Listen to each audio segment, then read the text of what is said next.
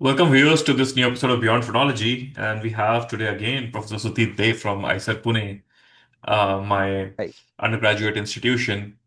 And just to repeat, what I have told in last two sessions we had before, that Professor Sutrth Dey was my warden to begin with.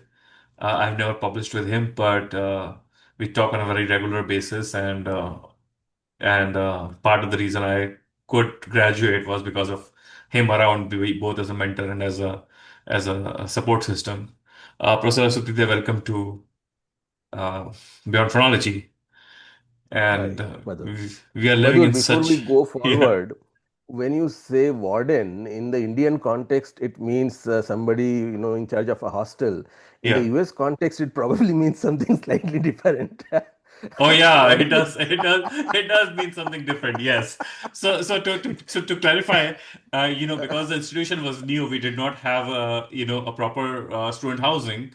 So they rented a building, and they knew that we were out of control, so they wanted to keep a check probably, and that's why they hosted two professors, the youngest ones probably, uh, in that same apartment complex, so that we could be kept in check probably. I don't know what was the other rationale. Nothing like keeping in check or something, basically, see, the institute was new. Hmm. Most of you had come out, of your house for the first time. So Hmm. somebody just needed to be there to make sure that things happened. That's Yes. about it. Okay. Hmm. I mean, Hmm. come on, one person cannot keep, 70, what was the class strength? 50 something, right? 54, 54. Yeah. 54, yeah. One person cannot keep 54 of you in check. There's no Yeah. possibility. Yeah. But those were So the it was times. just Those be were the there. times. That's about it. Hmm. And Anyway, it's like a deja vu moment because the things are very unstructured at that time, right? So given hmm. that things were unstructured, we were completely free to explore, and both in a cultivated fashion and a wild fashion. And we are living in a different kind of wilderness now with AI, where things are not structured yet. So we can get away with things, we can do things. And probably when things get structured, the whole landscape will look very different. Possible. It all depends on what kind of controls different governments put Hmm. in terms of AI usage. Hmm. Definitely, the AI companies themselves are going to put in all kinds of what they will call guidelines or guardrails or whatever. Hmm. And yeah, things will happen. Let's see. Hmm. I mean, there's no way to predict. Okay, so, sir, to begin with, what have you seen changed in last? I mean, you have been exploring AI and research, and you are also conducting workshops, and you're deep down into much in a much advanced fashion compared to what I have been doing. What have you seen being? Uh, Okay, so where are we right now with respect to AI? Because the conversation is divided, right? The pro AI people say that AI will take away everything, or AI is so capable, and then you have other people who says like, oh, AI cannot even do these things. At the same time, people who say that AI cannot do anything are also worried about the jobs. And then, the people who are saying that AI is very capable are actually the ones who are mostly using it. The more you use it for more complex tasks, the more you understand what exactly it is capable of it or it is not capable of. Uh, so it's like a graduate student, right? It takes some time for the PI to understand what a graduate student is capable of and what kind of role you can assign that graduate student in your laboratory, to have a better productivity or do better science in general. So which side do you find yourself with in terms of AI? No, I'm on neither side. I mean, yes, there are certain things that AI is doing fabulous. I Hmm. mean, if AI is solving RDOS problems, Hmm. you know that just a few days back they Hmm. announced one more RDOS problem. Then obviously it is capable. Hmm. Okay, Hmm. but is it capable of doing everything? Hmm. Not really. But the things that it is capable of doing, it can really do well, obviously, if prompted properly and if used under the correct Hmm. harness and so on. And the number of things that it is not capable of, that list is kind of shrinking. It is shrinking, yeah. So yeah, so and of course, what I forget who, I think Ethan Mollick called it the jagged edge problem. Hmm. It is able to do something superb, and then something adjacent it is not able to do at all. Yeah. And that jagged edge problem is very much there, but what we are not realizing is that many of the old jagged edges are actually becoming smoother, Hmm. and people are finding new jagged edges. That's fine, but I mean, this is a nascent technology, come Yeah. on. The 3 to 4 years old, that's it, and the Hmm. rate at which all these wrinkles have been smoothed out Yeah. is like unprecedented in the human history. So I'm sure many of the other wrinkles will also get smoothed out. Yes, if you remember steam engine, I mean, I was not there, but reading back and looking at the developments, we were stuck with a really bad steam engine for a long, long time, right? Uh, any technology in the past, it never evolved, it never, improved with the pace at which, the artificial intelligence systems are evolving right now. That's because it looks like almost the entire world has kind of jumped into the ring, and Hmm. I don't remember even with the Manhattan Project. Yeah. Okay, it was one country which had put in that much of money and effort, Hmm. but here we have a scenario where it's not a country, it's multiple countries, Hmm. and it's more than the country, it's the corporates. And Hmm. many of those corporates, their resources are actually not at a country level, their resources are at a multinational level. Right. So, both in terms of how much money they can put in and what kind of talent pool they can bring Yeah. onto the problem.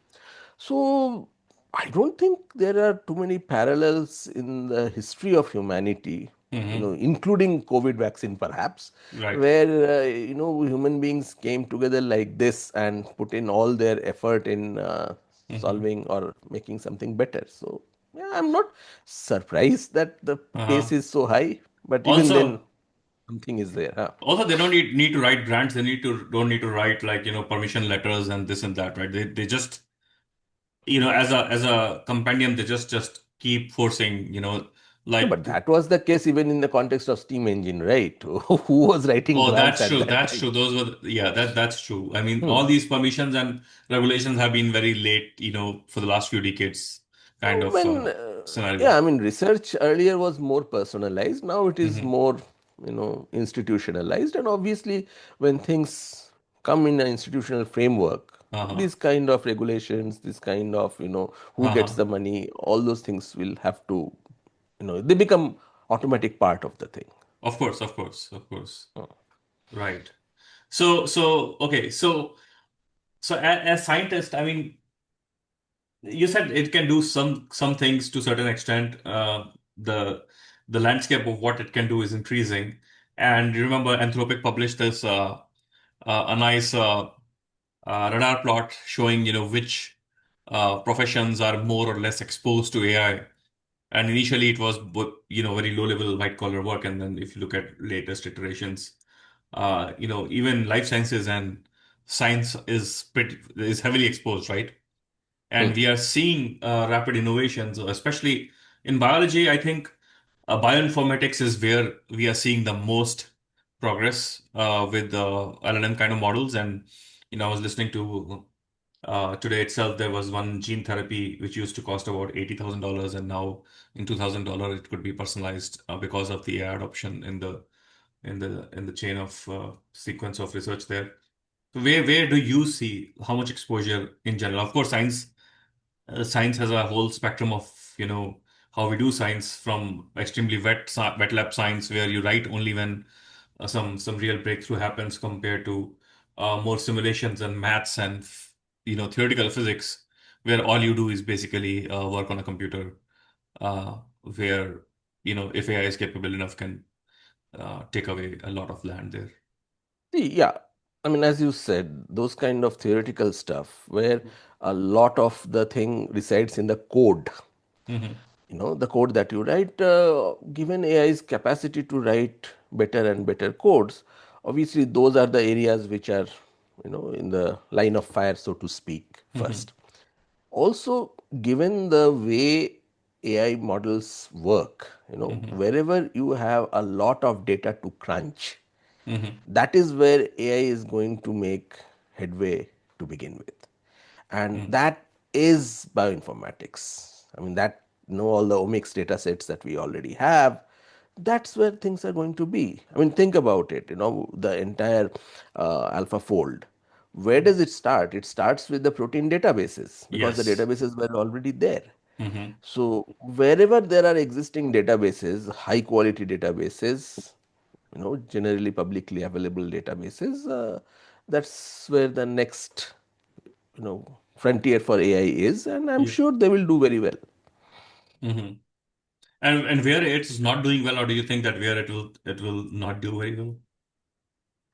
It will be relatively slower where such databases are not there, where the intuition about the system resides mostly in the minds of people, Mm-hmm. okay, rather than spelled out very nicely in one or two books. I mean, Mm-hmm. think about it. Wherever things are spelled out between, let's say, two or three books, just feed that entire thing to the LLM and tell it to, develop procedural knowledges out of that. LLM is superb at that already. Yeah. Okay. But wherever, for example, I can talk about my area, and I hope that I don't become, you know, out of date soon.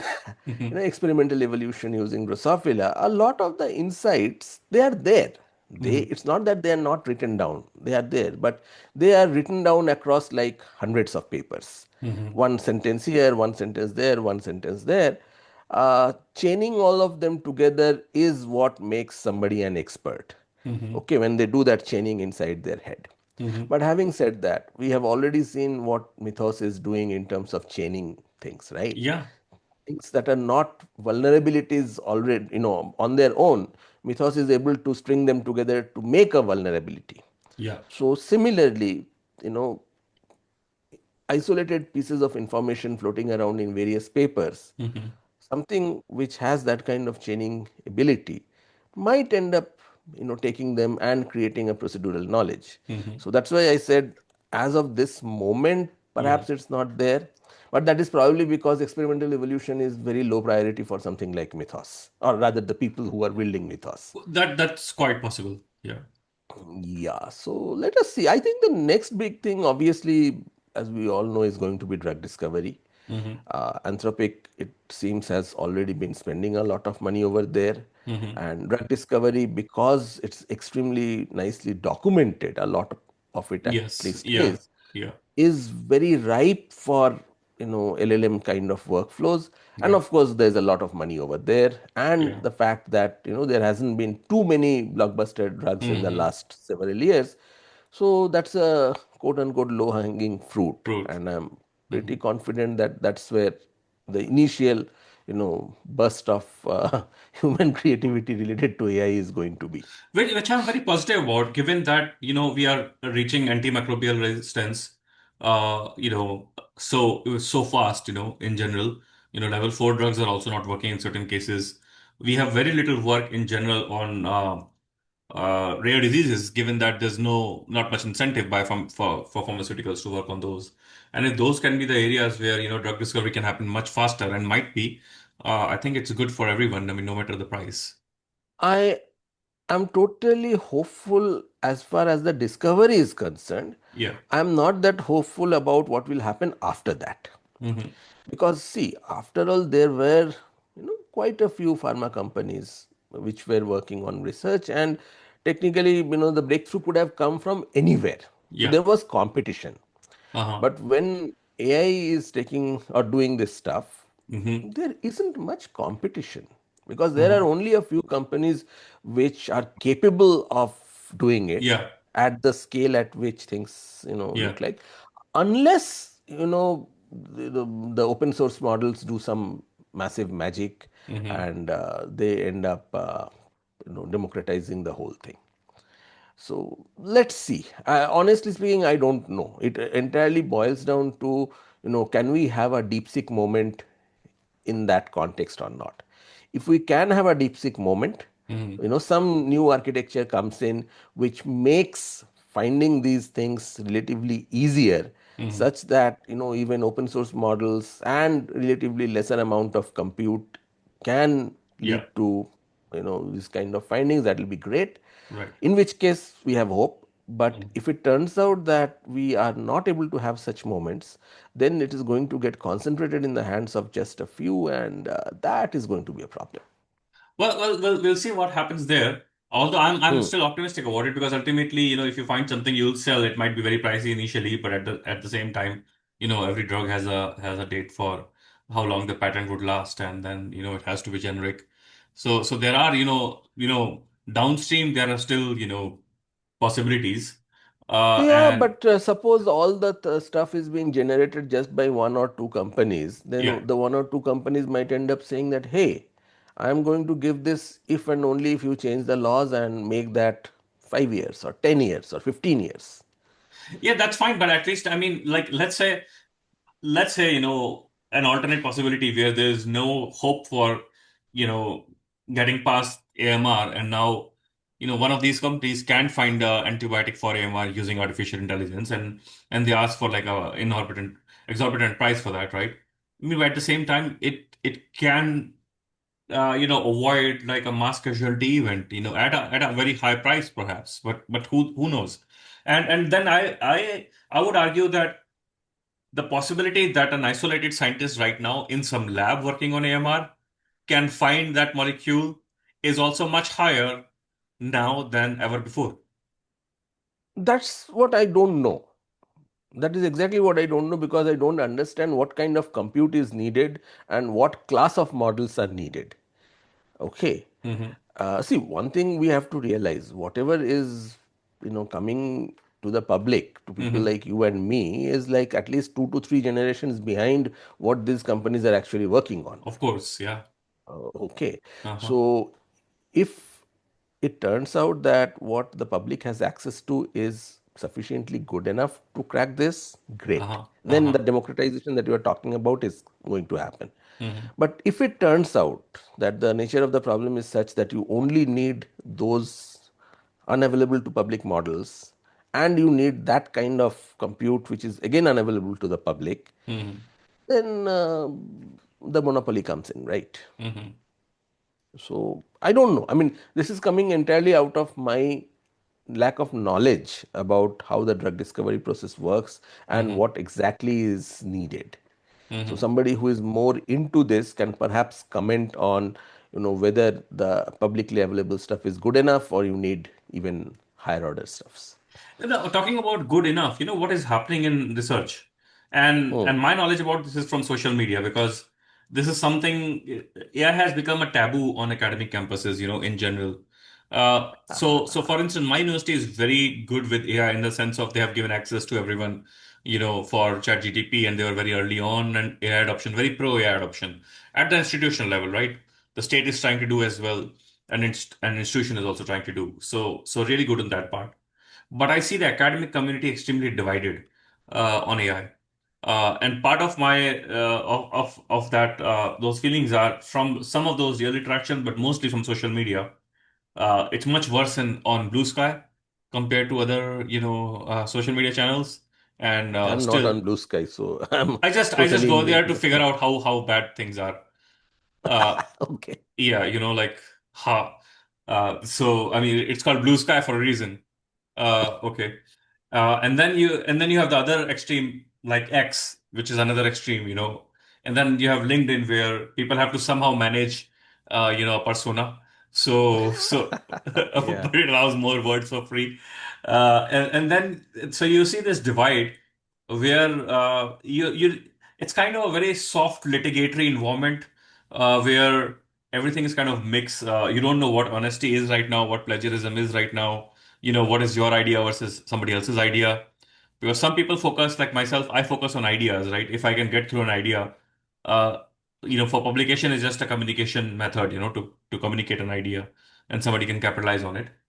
But at the same time, we put so much weightage on whether the words are yours or whether you wrote it yourself. Or, I mean, you could have professors before whose postdocs wrote the paper and they never read, but that's legit. And somebody using AI in ways that is not accepted by the academic community now is like a crime, right? So I have a feeling that because of that tarnishing of discourse across these pseudo moral boundaries, I think there is no consensus on how capable the AI is.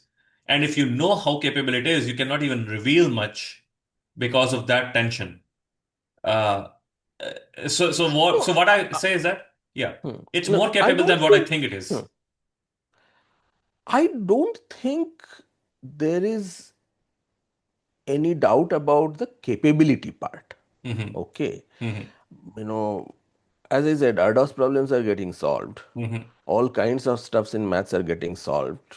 There are papers on archives, AI archives, and all that where much of the work has been done by AI. Hmm. So the capability part is not an issue. I Hmm. think there are two different kinds of issues that are happening. One is that because the volume of output has gone up substantially, Hmm. and it is also correct that there are lots of people who are using AI badly. Yeah, They that's are true. just using AI to churn out words. They are Yes. not really using AI to Hmm. solve problems or come up with ideas which are of high quality. Hmm. So a lot of the reaction is also to that part. Hmm. Okay. Anyway, we were drowning even before AI came in. Uh-huh. In any slightly active area of research, it was very, very difficult to just keep up with whatever literature is coming out. Uh-huh. Right now, after AI has come out, it's like close to impossible. Right. Okay. So I think a lot of reaction is coming to that bit, that we need Hmm. some kind of regulation Hmm. which will at least stem this AI slop to some extent. And the Hmm. problem is, as of this moment, nobody knows what kind of regulations can happen. Okay, I mean, archive came up with this policy that if we think you are using AI, then we are going to ban you for 1 year or so, and so on and so forth. The Hmm. problem is that, look, if I used AI and if I said that, hey, I used AI, I gave proper attribution, Yeah. and then there is a mistake, Hmm. then in some sense I am owning up to that mistake. Yeah. And as you pointed out, that technically is no different from a postdoc or a grad student or Yeah. anybody else on the author list of that paper committing the mistake. Yeah. Now, on one hand, you are not allowing me to put AI as an author. Yeah. Okay. On the other hand, if there is a mistake, I mean, what is the difference in terms of the honesty of that mistake? Yes. It's pretty much the same. Yeah, it's the I same. should, yeah, as a corresponding author, Uh, I should have been a little more vigilant. I probably was vigilant, but I could not catch that error. yeah. Okay, and Mm-hmm. given how many moving parts are there in a paper, Mm-hmm. even slightly, non-trivial paper, it's very, very difficult to say that every single thing will be Yeah. checked, by a human being, and every single error will get caught. Okay, A if you are good, writing yeah. that kind of paper, that is not Yeah. going anywhere. Hmm. No, a good technical paper published in a decent journal. If you actually Hmm. look at, what goes into that in terms of, not just the thesis, the data, the figures, the codes, the how connected it is, from top to bottom. How much we look at each and every figure to, check those, the correspondence between results and tables and figures and all those things, it's enormous. And every paper you look for, if I go back, I always wanted to publish a typo-free paper, but no matter how much I try, I read like 50 times. If I read it like after a month, I'll find a typo. Hmm. Although with AI, probably that is something that will become a reality, a typo-free paper, That has actually become a hopefully. reality. But with AI, I think the more if you use it more, you end up losing context once in a while. That's a different ball game. It's a I'm different, just talking about, yeah, but you're, that you're is, right about that. yes, I'm just talking about the specific, no typo paper. right, Probably AI will help you over there. right, right. It's definitely helping there. So, Yeah. so anyway, I mean, coming back to what we were discussing. Hmm. So I think that reaction is a genuine reaction. And Hmm. somewhere we need to engage with that reaction, because otherwise, as somebody said, people will stop reading papers. AI will write the papers, AI will read the papers, and what people will read will be, five bullet point digests, Uh-huh. which I don't think is good for scholarship. Okay. I think people read papers, but people read a very certain kind of papers because papers which are basically producing a very straightforward result, which you can identify from the target from the title itself, with no innovation on methods or like routine methods, just another case study, which a lot of science is. People just use that as supporting evidence, looking at that very in a very vague fashion and No, just but cite those. see, there lies the point. Yeah, In many cases, the protocol is highly standardized. yeah, Okay. uh-huh. So you know that you are not expected to get any surprises over there, and therefore you don't really read the protocol. Yeah, But there are many areas, hmm, particularly more experimental areas, where the entire devil is in the detail. in the details. Yeah, Okay, how exactly did you raise your flies? hmm, Okay, what was your crowding level? What kind of food did you give? What did you know? Was hmm, it which particular strain did you use? How much inbreeding was there in the strain, etc., etc., etc. And therefore, if you pick a paper simply hmm, because it is producing a result that you think by intuition is correct, hmm, that necessarily doesn't mean that the result is actually intuitive. Actually, if you go down into the hmm, paper, you might say, actually, this is a very unintuitive result, given how they have done the experiment. hmm. And therefore, reading the paper still has its value. No, of course it has. Of course. No Yeah, denying but the that. problem is it is becoming difficult and more difficult to do that simply because of the volume. No, but that's an argument that more science is like bad because if there's more science, if there's more stuff happening in your No, area, no. Huh. See, long back, yeah, MacArthur commented that you can either stay current with your area or you can contribute to it. You can't do both. you can't do both. Yeah, exactly. And that And was this is in the MacArthur. 90s, Yeah, MacArthur in 1960s and 70s. yeah, Okay, I mean, right. today where are we? Yeah. So I totally agree with the overall sentiment, but Uh-huh. at the same time, see, I know a few people who really don't, track the literature. Mm-hmm. When they have to write a paper, at that point they will do a search. Mm-hmm. At that point, they will retrieve whatever papers are there. Some they Mm-hmm. will skim, some they will do a little bit of a deep dive, etc. And then at that point, they will write the paper, and that's it. They will go forward. Mm-hmm. If they have to write another paper, they will do the entire thing all over again. And their argument is that, look, this is a very happening field, Mm-hmm. and I don't know, between my last scan and this scan, what has really come up. Mm-hmm. And therefore, there is no point in me to continuously track that thing. Let Mm-hmm. me just track it in one shot. Okay. Mm-hmm. So basically, they treat each paper like a project, in the Yeah. sense of a DIY project. Uh-huh. Okay. Uh-huh. Just put all your resources, within a given timeline, Uh-huh. and then once the timeline is done, wherever you are, just push it out. Right. That enhances productivity in terms of how many papers you are publishing. Mm-hmm. But what exactly does that do to you as a scientist? Mm-hmm. You are seeing everything piecemeal.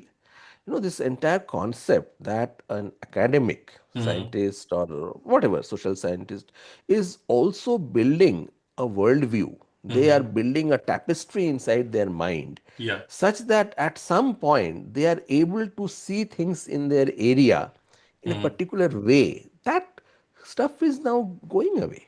Sir, I just want to comment that you are not allowed to use the word tapestry anymore Why? What happened to tapestry? because the earlier version of Claude were using it too Oh, often. really? So it has Yes. become delve now. Yeah. No. After Delft came tapestry. Oh, I didn't realize that at Yeah. all. Yeah. The intricate Oh my tapestry God. of the world. So. Arey yaar. I thought load bearing was the problem right now. No, I hated that because I used to love M dashes, right? And I used Hmm. to intentionally sit with my papers to put some M dashes because that's why my favorite punctuation. And when this AI thing happened, I still use M dash, very shamelessly. That's my favorite punctuation, and there's so much taboo of using M dash. It suddenly became a symbol of AI, And Right. if you look at good literary work before, M dash was such a nice punctuation which you can use selectively to put impact and things like that. No, but which is precisely why AI picked it up. No, yeah, Okay. of course, of So course. yeah. Yeah, of course, Any of okay, course. whatever. So, what is the word for tapestry these days? I don't know. The sanctioned word. I think all those actually things are going away. So there was a lot of I would say it was a new form of voquery on LinkedIn. Like especially from writer parts, like oh this word that word, and I feel AI slop. But actually, if you look at latest models, like Claude launched uh, uh, Opus 5 2 days back or a day back. Hmm. If you look at the writing of Claude 5, I mean is Opus 5 is just it's just amazing. It depends on how of course how you prompt it. But those as you said, the jarred edges, that those kings are going very fast, and we are very close to making AI writing indistinguishable from human writing. It's extremely close. Uh, Yeah, I mean, you know about that controversy, right? Some very famous prize was given, and mhm, Pangram said that this is 100% AI generated, and mhm. the author contested that, saying no. Yeah, And the problem is nobody really knows what to do with it. yeah. You just have Pangram's word against the author's word, and nobody can figure out reading it which way it is. Or you can subpoena Claude and OpenAI for their.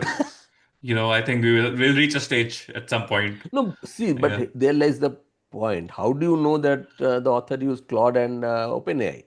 Oh, those The are the author two could have used, options. no, there are hundreds of options. That's true, but those are the first two. You would first check their credit cards and if they have paid Claude. No,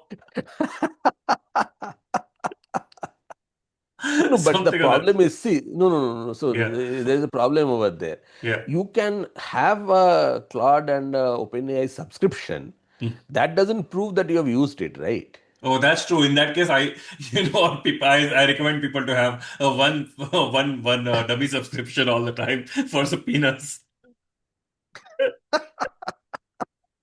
I This don't know. this witch hunt, yeah, with Pangram, yeah.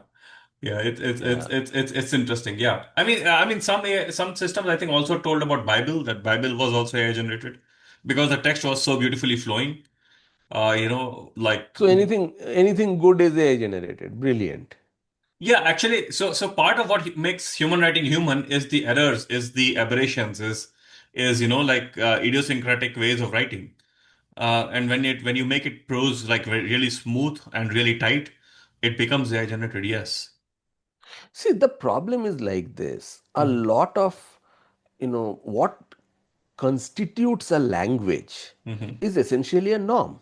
So I Yeah. used to have a lot of fight with one of my linguist friends on this. Mm-hmm. Okay, so I mean, this is a friend. I mean, you are probably aware of him, Professor KP Mohanan, who was Mm-hmm. very particular about what is the definition of a term and so on and Mm-hmm. so forth. Mm-hmm. And I would say, okay, now tell me what is the definition of a sentence in Hindi or a Mm-hmm. sentence in Malayalam. Mm-hmm. And his point was any Hindi speaker or a Malayalam speaker will recognize it as a sentence in that language. Mm-hmm. And I don't know if there are more stuffs over there or not. Maybe there are more nice definitions out there, but this was the one that he used to use. Mm-hmm. And I was like, no, that cannot be correct. That Mm-hmm. simply cannot be correct, because what constitutes a wrong sentence for me Mm-hmm. is probably a correct sentence for somebody who is 20 years junior to me. Mm-hmm. I mean, for example, the kind of language that, let's say, most 20, 25-year-olds speak now, Mm-hmm. if we were speaking that language when we were in school, I mean, forget about getting less marks. We would Murga, actually hold murga, up murga. saying We will be like murga. I mean, the exactly. focus on language was like, I mean, the tenses were like, if you're not have tenses if you don't have the variety of tenses and actually move around the tenses, and the 20, 25-year-old just talk in present tense now. I have no idea in what tense So they talk. there are two ways to go to talk, right? Uh, One, you use the variety of sense, that I was there. Okay. So me and you are right now in the current moment, in the present. And then I'm talking hmm, about the past, so I use past tense, right? And past participle and past continuous or whatever. That I was there, I was heading there, and then I met someone, and hmm. he or she spoke something, and we were thinking at that time that we would be talking, I would be talking to you at this moment, and perhaps, whatever. There's another way. I say, you know what? I'll tell you about that day. which means that let's travel to that day first, me and you. Hmm. I'm going, and she said to me that you will meet Sutit sir, and I would, and I said yes, I will. And then she said that, and then we were going to eat an ice cream. So then I basically take you to whatever time the things were happening, right? And you Ah, move you okay. first, right? So the entire frame of reference has So the been frame of changed. reference has been changed, right? So when you do not Okay. understand tenses properly and you cannot put tenses in the context in the timeline and and put all the events basically, what is the use of tenses, right?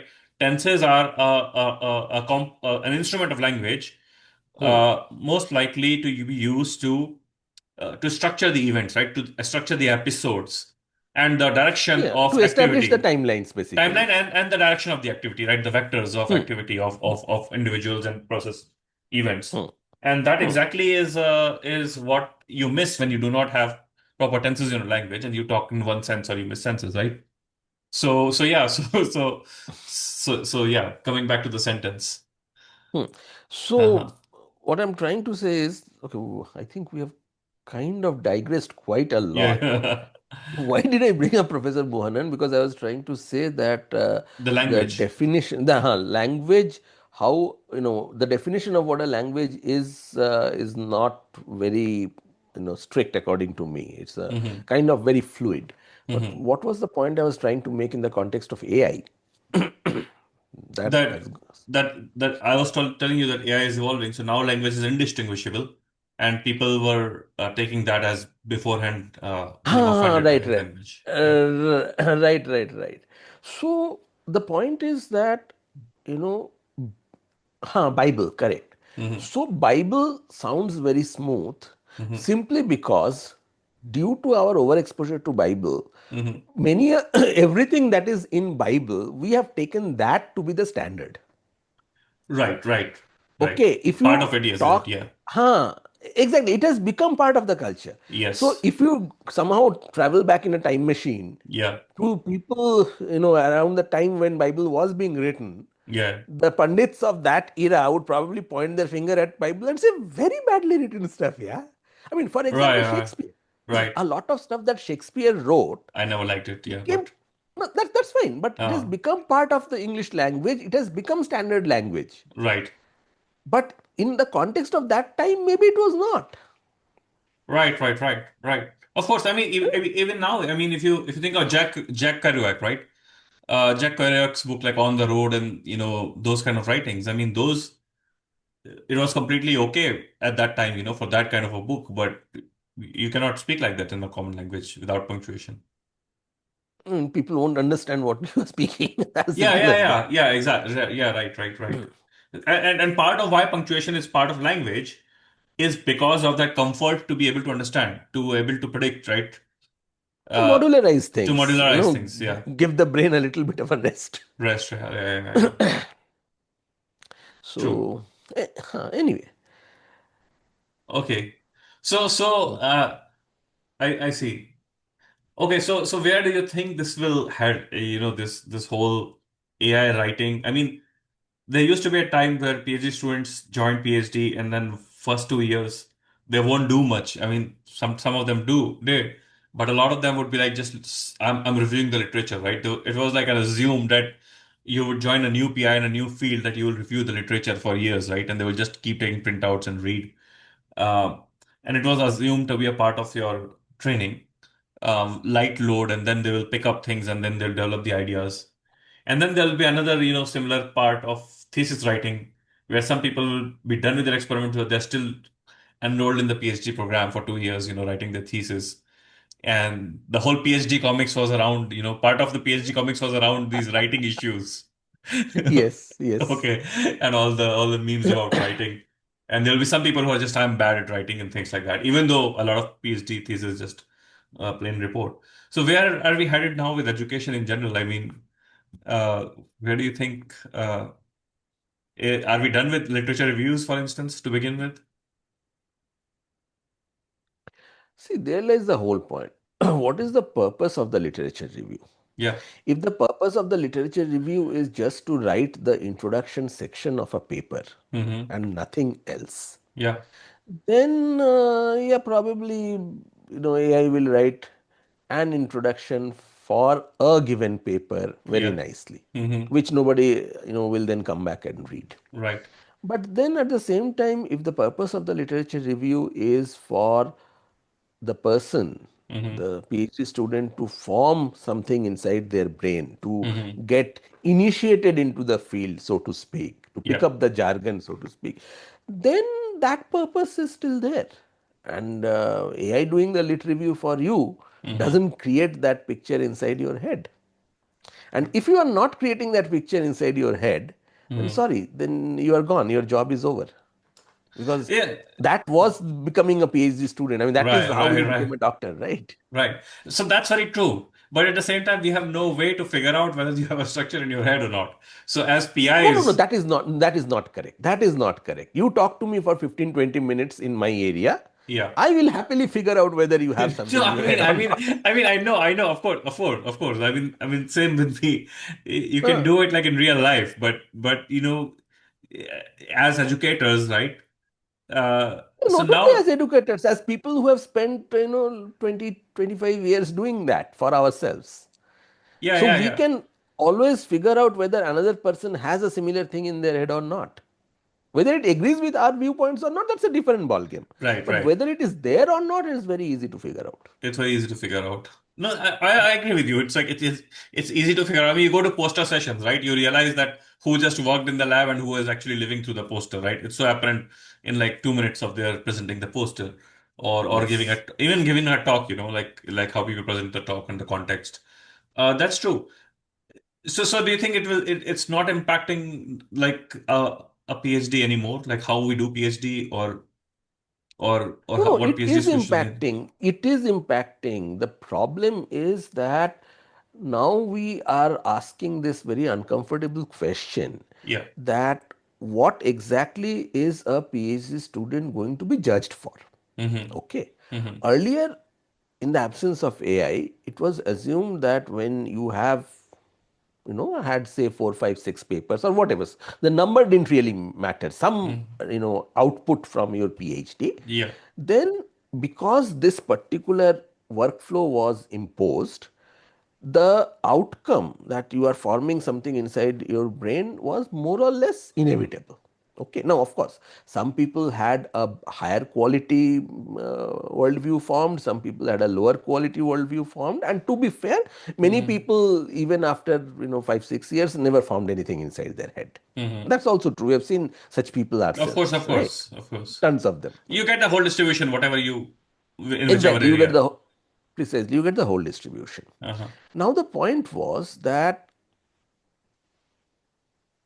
are the papers Mm-hmm. the desired output, or is the training of the person the Mm-hmm. desired output? Okay, that is where we are standing. Mm-hmm. Earlier they were connected with each other, Mm-hmm. now they are no longer connected. Yeah. So, if the paper is the desired output and you don't care about the training of the person, Mm-hmm. then in some sense you don't really need PhD students anymore. Mm-hmm. It will be far better for you to have what is a much maligned word, a AI generalist, And a and technician. that well, exactly, a technician. In Yeah. in fact, the word technician captures it perfectly. The I mean, it used to technician be was, slang for some PhD students, like they came out of the technician, right? Or which a was very postdoc. unfair to the technicians. A high quality technician in many Of course, cases of is way more course, valuable than a of low course, of quality course. I mean, PhD. I respect technicians who are technicians, but then Exactly. right, Huh. like they're very capable. But then you had PhD students, and I had colleagues who could do nothing but except run do a technique, and there used to be a slang, right, for that. Yeah. Yeah. Hmm. Although many people didn't see it as a slang, many people saw it as competence. Even now they do. But anyway, whatever. Oh yeah. So, but that's a Hmm. different ball game. Hmm. But the point I'm trying to make is that then the number of technicians is going to increase, Hmm. and an argument will be made at some point Hmm. that, do we really need this kind of a worldview anymore inside the head of a person? Hmm. Okay, Hmm. as long as the product, which is the paper, is Yeah. coming out, or Uh-huh. the patent, whatever, Uh-huh. why is the training important? because anyway the pace at which things are changing, I mean Right. pace at which new papers are coming, and therefore hopefully the pace at which Mm-hmm. this worldview itself needs to be updated. Remember, this worldview is never a static worldview. Yeah, This yeah, yeah. worldview is always a dynamic thing. It has Always, to be of course, of course, continuously updated. of Huh. course. So, given that that has become very, very difficult, then why do it? Basically, why not have? You are aware of Karpathy's LLM wiki, right? Mm-hmm. The Karpathy's LLM wiki is where he is talking about a system Mm-hmm. wherein you just keep on feeding papers into a Mm-hmm. folder, Mm-hmm. and the LLM is continuously looking at it. Yeah, The yeah, LLM yeah. is continuously extracting all the insights, and the Mm-hmm. LLM is continuously putting the insights in various ways, Mm-hmm. connecting with each other, etc., etc. So a second brain, like a Mm-hmm. wiki, is always getting formed. Mm-hmm. And whenever you need something, you just go and you tap it, and you just get that part of it, the Right. connected part that you want. Right. Okay. Mm-hmm. So the point is that the worldview, which was earlier an integral part of a scientist or any academic, Mm-hmm. if you are in a position to externalize that, Mm-hmm. then how does it matter? And here I am going to give you an answer. No, this is a very Uh-huh. important point. Here I am Yeah. going to actually give you an answer Yeah. which is actually backed by a lot of research. Uh-huh. So there is a lot of research on the diversity of ideas that are coming out of LLMs. Yeah. Okay. There's a recent So PNS paper or some nature paper on that as well. Yeah. forget about Yeah. one. There are multiple studies and there Uh-huh. are multiple meta-analysis on those studies. Okay. Okay, Okay. that's the amount of work that has happened on that. Interesting, huh? So what is being shown again and again is that if you look at the level of the individual, Mm-hmm. then the number of ideas that the individual is creating goes up if they are using LLM for assist. I can, I Okay. can, I can attribute to as I can, vouch for it. Yes, because same is But, happening to me. Yeah. but, if you look at the level of the community, if you look at the Uh, collection of writers, because the LLMs are roughly speaking giving the same ideas to everybody. right. Of course, of course. And therefore, at the group level, the Uh, overall diversity of ideas is actually going down. uh, Okay. So you have a very peculiar scenario uh, where individuals are becoming more productive, or at uh, least more diverse in terms of their ideas. The society or the mm-hmm. community is actually becoming impoverished. It's like going to some kind of a cosmopolitan club where everyone is coming in like a different kind of a dress, but all talking about the same stuff. Not really. There, the difference is in terms of dress and idea, which are two different stuffs. Here we are talking about In the the same same stuff. stuff, yeah, same stuff, yes. Yeah. Okay. Uh, So therefore, mm-hmm. this, creating these second brains, I create a second brain on my computer, you create a second brain on your computer, And they're third same. person creates another one. They're Everybody also, is having the same stuff. yeah. So after some time, basically, there is not going to be any progress. Yeah, it's like a having a fungible brain, right? With, Therefore, fungible yeah. ka pata nahi, I'm not sure I agree with that one. I'll have to think about that analogy. Mm-hmm. But the problem is that because the overall diversity will go down, Mm-hmm. therefore, although initially it will look like a spurt of progress, Uh, after some time it will there's plateau a down. possibility, yes. Okay. Therefore, Yeah. if for no reason, then for this reason alone, Yeah. individuals, I mean, as a society, we cannot go to a Karpathy's second LLM, second brain kind of a scenario. Mm-hmm. Okay. There is enormous value Mm-hmm. in individuals creating their, you know, uh, Right. own worldview inside their head, and each individual doing their own, Mm-hmm. and that is where the diversity is going to reside. I mean, Right. you can think of this somewhat as what has happened in the context of agriculture. Mm-hmm. Okay, this is an example that I talk about a lot in my class too. See, when we were kids, if you remember, there are so many kinds of rices that were available in the Indian market. Oh yeah, I mean, you go to I mean, even Parchun ki dukaan, right? A small shop person would have at least six to eight varieties, and you Yes, go to a big and store, there'll be like 50 varieties. yes, Yeah, and and many they'll of smell those different. rices, Yeah, they would not only they would smell different, they would actually have some smell. Yeah, they And all smell different. They all basmati have different, size and grain and polish and texture. stickiness and Yeah, everything. yeah, yeah, And basmati rice, yeah, I mean, look at the name basmati, yeah. fragrant rice, Uh-huh. actually used to have some nice smell. I mean, you Yeah, cooked basmati rice, yeah. The half whole the house knows community, knows. Yeah. not only the house, half the Uh-huh. mohalla knows that basmati is being cooked. Yeah, yeah, yeah. That's true. Look at stupid basmati right now. Uh-huh. There is zero smell. Yeah, because Okay. everyone wants a basmati, so basmati is now cheaper than it used to be, at a per Yes. capita basis, and then everything is basmati. In No, when no, in that's not reality, the problem. If uh, that is not the problem, if the basmati was still giving some fragrance, it would have been okay. What has happened is they have tried to improve the length, quality of the grain, yeah, the length then, and the sturdiness. So if you remember, uh, cooking basmati was very difficult. because Okay. it will break, and if it is broken, then it's, you know, Exactly. There was a very small time window hmm within which, before which it hmm is hard, hmm after which it is totally soggy. Okay. yeah, And hmm hitting that time window was very, very difficult. hmm Right now, cooking basmati is much easier. It has become hmm much more forgiving. yeah. But what has happened is that the smell is gone.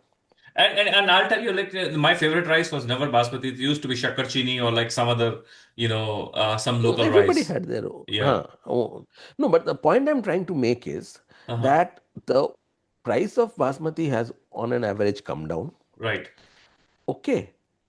But the diversity of basmati in particular and rice in general in Uh-huh. India has completely disappeared Uh-huh. ever since we got into those high yield varieties. Right. And this is not only true of basmati, this is true of every single thing out there. hmm I mean, as a Bengali, I can tell you the diversity of fishes that I used to get in fish markets, Yeah. even in Calcutta and other hardcore fish places, that diversity has kind of come down So because so many fishes were no so we are longer looking there. looking forward to these hybrid high yield scientists who all sound the same. Exactly, exactly. The moment you go into high yield, Yeah. the cost, the trade-off that you have Mm. is that, see, the high yielding will work only for certain kinds of ideas. Yeah. Okay, as we started by Yeah, discussing, I right, completely that agree with you. bioinformatics, etc. Yeah. Certain ways, certain pipelines, Uh-huh. and everybody will get into those pipelines. See, so I'll give you my example. And so I have published several reviews this year and a lot of synthesis, which not because of AI, not I did because of AI specifically. I had those notes to begin with, years of thought process, but now I could do things faster, render things faster, code faster. So I could got those out, but at the same time, the work which is most impactful, which will make a real life difference, which is happening in my lab, the pace of that has not moved a single bit.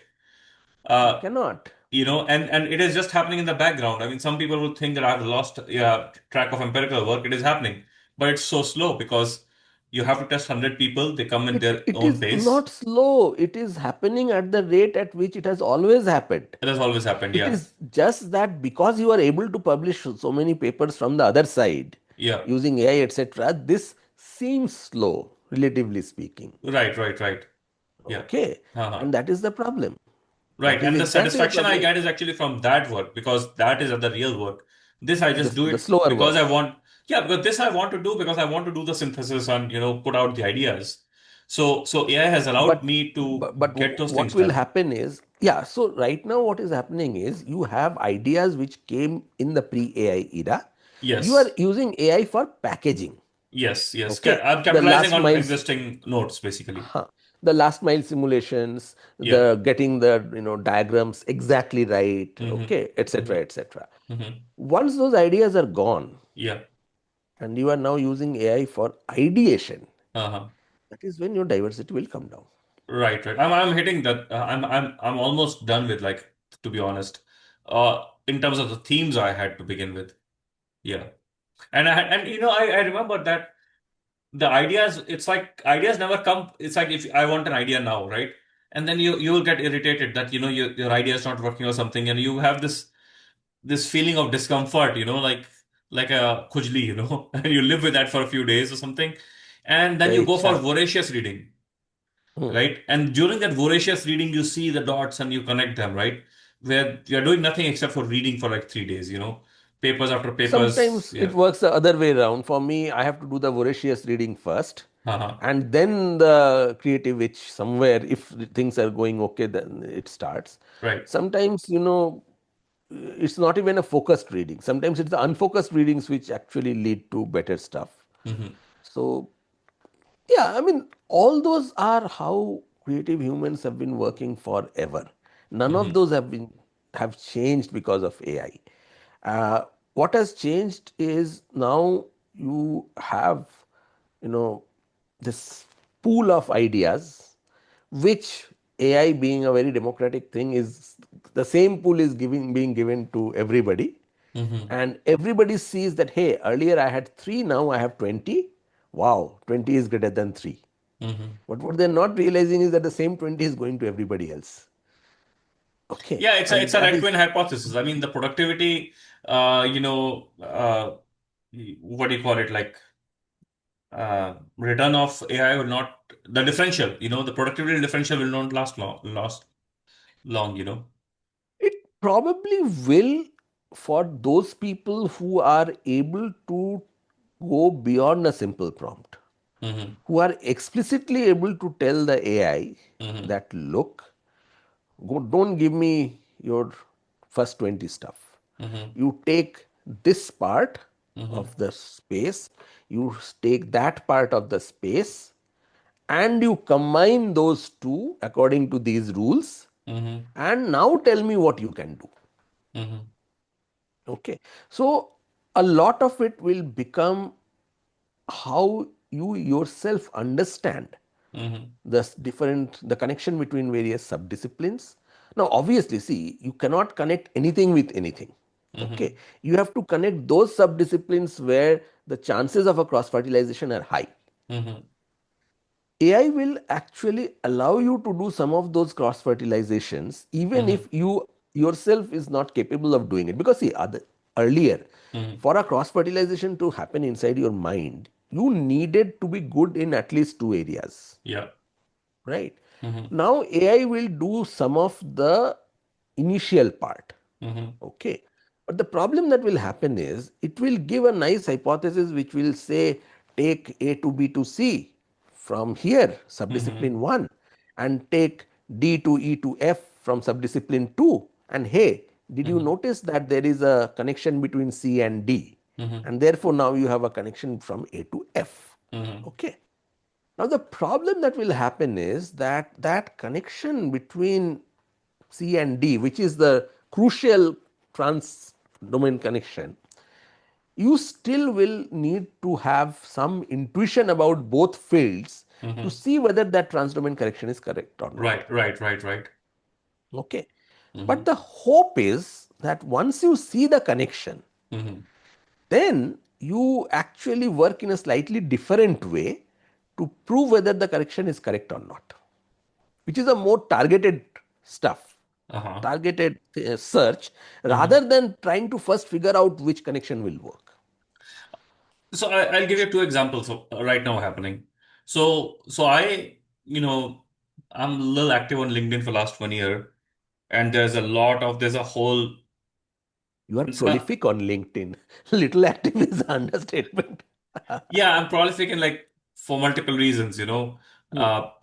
Because I started posting research on LinkedIn, which I never used to. Hmm. Because some incidences happened last year. After that I started posting.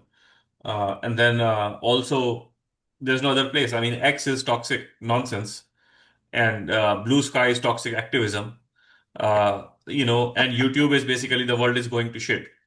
So, You so are going to get cancelled not once but thrice. yeah, and then the only place left was LinkedIn, and I used to not like LinkedIn as well. But at least the good thing about LinkedIn is that you can just broadcast things without engaging, and not engaging is kind of reduces some toxicity of certain kind.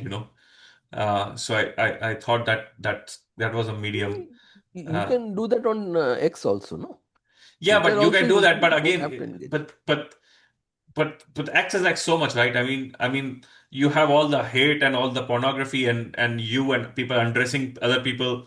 in the same timeline, right? It feels a little weird to talk sensible there. That's my feeling.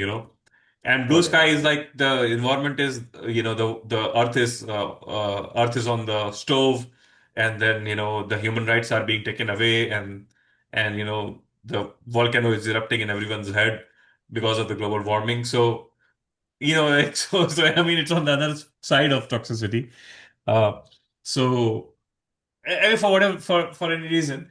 So what I saw on LinkedIn was that, and this is a peculiar problem with men, especially certain age, because almost every post like that I saw was from like some men, mostly either retired or uh, probably like late 40s, about consciousness, theories of consciousness, right? And there's an epidemic of theories of consciousness, and everyone's That trying to has been the case for the last decades. yeah, When I was a PhD student, people were talking about theories of but it's consciousness. definitely a man problem. Like these, especially That I older don't men. know. Yeah, like at least on LinkedIn, like so all these self tinkerers are have their own theories of consciousness, and they used Hmm. to post a lot of like they'll get something from quantum, something from neuroscience, something from evolutionary biology, and then stick together and have a theory of consciousness. AI has enabled them now with a lot of creativity, right? So now the amount of LinkedIn posts, the amount of Substacks, papers, preprints on consciousness has suddenly exponentially risen, right? And now journals like Frontiers, where you can almost publish anything if you pay well enough, are also publishing nonsense, like so much of quantum nonsense lately, quantum consciousness nonsense. So Yeah, I neither understand quantum nor do I understand consciousness. So yeah. I just don't even, Yeah, look but at quantum that is at least section. a legit field, right? The consciousness research has been a crack pottery, for the most part, at least in neurosciences. Uh, and then you have this second field where physics, right? Like theoretical physics, where now you can actually generate a theoretical physics article with like few prompts on ChatGPT with all the equations. And now the question is that who tracks them as a reviewer that derivations are correct or what they're saying actually makes sense because everything is like in maths, right? And so, so, Well, that is where I actually want to make a comment haha, that there is a lot of work that has happened. I mean, there are several platforms which have come up for automatic reviewing of papers. yeah, Okay. And uh-huh, you are aware of quite a few of them, right? mm-hmm, mm-hmm, QED and all that. yeah, So many of them are doing a pretty reasonable job. yeah, I'm talking about my kind of work. mm-hmm, When it comes to mathematical stuffs, nowadays a lot of proof is actually happening on lean. mm-hmm, So my feeling is that very soon we are going to get into a scenario mm-hmm, wherein you have to give a lean proof. uh-huh, Okay, unless uh-huh. there is a lean proof, it will not go forward. Yeah, I think this kind of filters the publishers will start putting even before it goes to Yes, the editor, right? At the submission stage itself. yes, Huh. yes. So, see, you get new technology, things happen Uh-huh. differently, Uh-huh. right? So, I have a feeling that, particularly with theoretical papers, Yeah. the issue is probably more tractable. Uh-huh. Okay, because Uh-huh. precisely because of the nature of the stuff. See, Uh-huh. anything that gets more easily generated using a AI pipeline, Uh-huh. in this context will become more easily checkable. Mm-hmm. Where the issue will come will be with hardcore experimental papers. Mm-hmm. Okay, and honestly, many a cases those automatic reviews of those kind of papers are becoming a pain because Mm-hmm. what is happening? I mean, we are seeing this with reviewers. Okay, Mm-hmm. reviewers are getting stuck on points Mm-hmm. which are actually non-points Mm-hmm. if you are in the field. Yeah. If you are in the field, you know that this is something that is how everybody in the field has been doing it. Yeah, that's Okay, what they're doing AI reviews and the AI just gives them and it's like a trivial exactly. nonsense and you don't use E- your e- brain. Exactly, Yeah. exactly. So that is where a lot of issue is happening. But the problem is, see, this is not something that the AI can solve. This No. is something where you actually need human oversight Right. and human expertise. And the problem is, looks like both are in extreme short supply. Okay. Yeah. So, Mhm. no, go on. No, So, yeah. sorry, Uh, let me just finish that strand of thought. uh-huh. So, my feeling is that, you know, at least in the theoretical computer science and theoretical physics, etc., etc., the Mm-hmm. problem will get sorted. Okay, Mm-hmm. those Mm-hmm. are the guys who are, in some sense, most capable of solving this problem for themselves. Mm-hmm. The worry is in those areas where you need a lot of judgment. Okay, so Mm-hmm. for example, suppose, areas where, like certain branches of social sciences, where a lot of it is in the language itself, is in the context itself, Mm-hmm. and they're figuring out, what, let's say, is in tune with a certain theory Mm-hmm. and what is not in tune with a certain theory based on words alone, nothing else. Mm-hmm. I mean, you can't write a lean proof for a social science paper, right?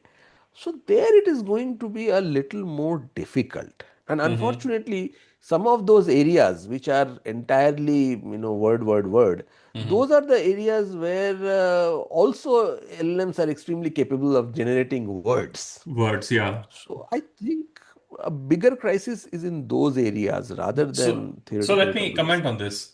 So Hmm. regarding experimental stuff, I feel that there'll be more empirical papers in the next few years, and this is happening to me as well, because the analysis has had been a bottleneck, and now given that we can make plots faster and things like that, which used to take a lot of time, I think people are sitting on a gold mine of data. Most labs who have active PhD students collecting data are sitting on a lot of data, right? And a lot of data used to get basically like there was no time to write those papers. You knew the finding, you knew that there is a data. No? See, no, I have a thing over there. Huh. I mean, this narrative that you're putting out, that the bottleneck is making the plots. Uh-huh. I'm seeing this narrative at many places. Uh-huh. But according to me, the plotting has never been an issue. Which is the correct analysis, figuring that out and No, doing no, the correct interpretation is the no, no, issue. even that, I completely agree with you. That was an issue, but that Hmm. was a that. So even if I know the interpretation, I know what analysis I should use. Even then, I mean, let's say my lab right now, right? I have three students. Most of the analysis I do myself. Now one student does it. Reason being, I was accustomed to that analysis, but I don't want to code all the time because sometimes I want to write, sometimes I want to read. So my productivity was limited by because every time you have a data set or it's arranged in certain way, I used to have to write code completely manually, right? Arrange it. And it used to take me days and days sometimes, to get No, it but correct. wait a second. If the analysis is a standard analysis, Yeah. then you probably should have R codes already written or Python codes already written. So why do you have to No, write but the but code it again and it again? there's a lot of recipe involved, right? Like sometimes you want to see, what filters will affect it, right? So you want to play around with the data, plot them, do 10 days of Therefore, exploration, right? exactly. Therefore, you are describing a scenario Yeah. wherein the analysis is not standard. No, it's not standard. So you have to Huh, you have to see that the data is good enough or not because you have to plot individual plots, right? precisely. So there Right? is a lot of exploratory data analysis Yeah, involved. but now I And that can is, make it a little faster because I can write batch codes now, which can do that thing for me. I can create some tests and things like that. yeah, I totally appreciate what you are Yeah. saying. Hmm. Okay, but for most experimental data, Yeah. unless it is extra high throughput, Uh-huh. okay, the pipeline that you followed, okay, Uh-huh. start with the data cleaning, Hmm. then look at these things, then based on what you are getting, go to this branch, that branch, etc. I think most places actually automated that part long I'm back. talking about tens of GBs of data, from an experiment, like just Even time there. series. Okay. No, no, even there. I mean, how many kinds of things do you check in that? There aren't infinite number of things that you No, no, check, of even course, in a of course. table. No, okay. Overall, my story is that my ability to look through the data has increased. It has made me faster to look through the Yes, data. yes, that is correct. And Yeah. what I am trying to submit is Uh-huh. that that has increased because you already have some procedural Of knowledge course, of inside your course, of head. course, of course. And the point is that that entire thing, you can Uh-huh. actually write it in the form of a nice skill. Yes, of course. Yeah. Okay, now you are in a position to Mm-hmm. actually do that. So that bit is not the issue. The Uh-huh. issue is once the skill has started firing, Uh-huh. then looking at the plot and Uh-huh. saying that, hey, at this point I go into branch A or branch B. Yeah. That is where the thing is. Okay. I See, agree with right you. now, Uh-huh. right now there are lots and lots of automatic analysis platforms. Mhm. Okay. I have checked out one or two of those. They are not good. So it is not good. So this is what I'm trying to say, that empirical work, we will see a little increase in productivity for some time because people are sitting on data, which they can do it fast. But then other things But will kick in. that increase in productivity will go away within like 2 months. Yeah, exactly. Maybe a year or two overall as a Hmm. community, right?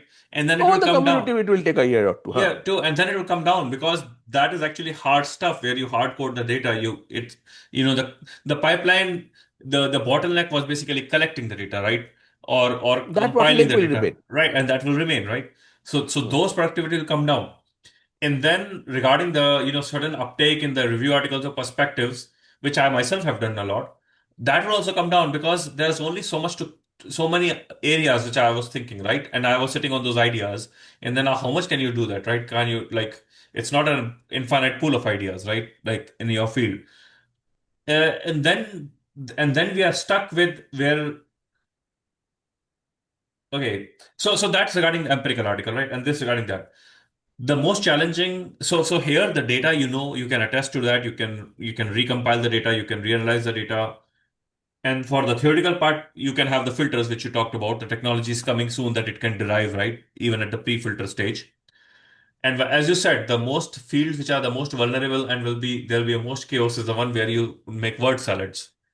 And today there's an article, not today, yesterday there was an article in Wall Street Journal. It said the title is it time to liquidate the study of sociology?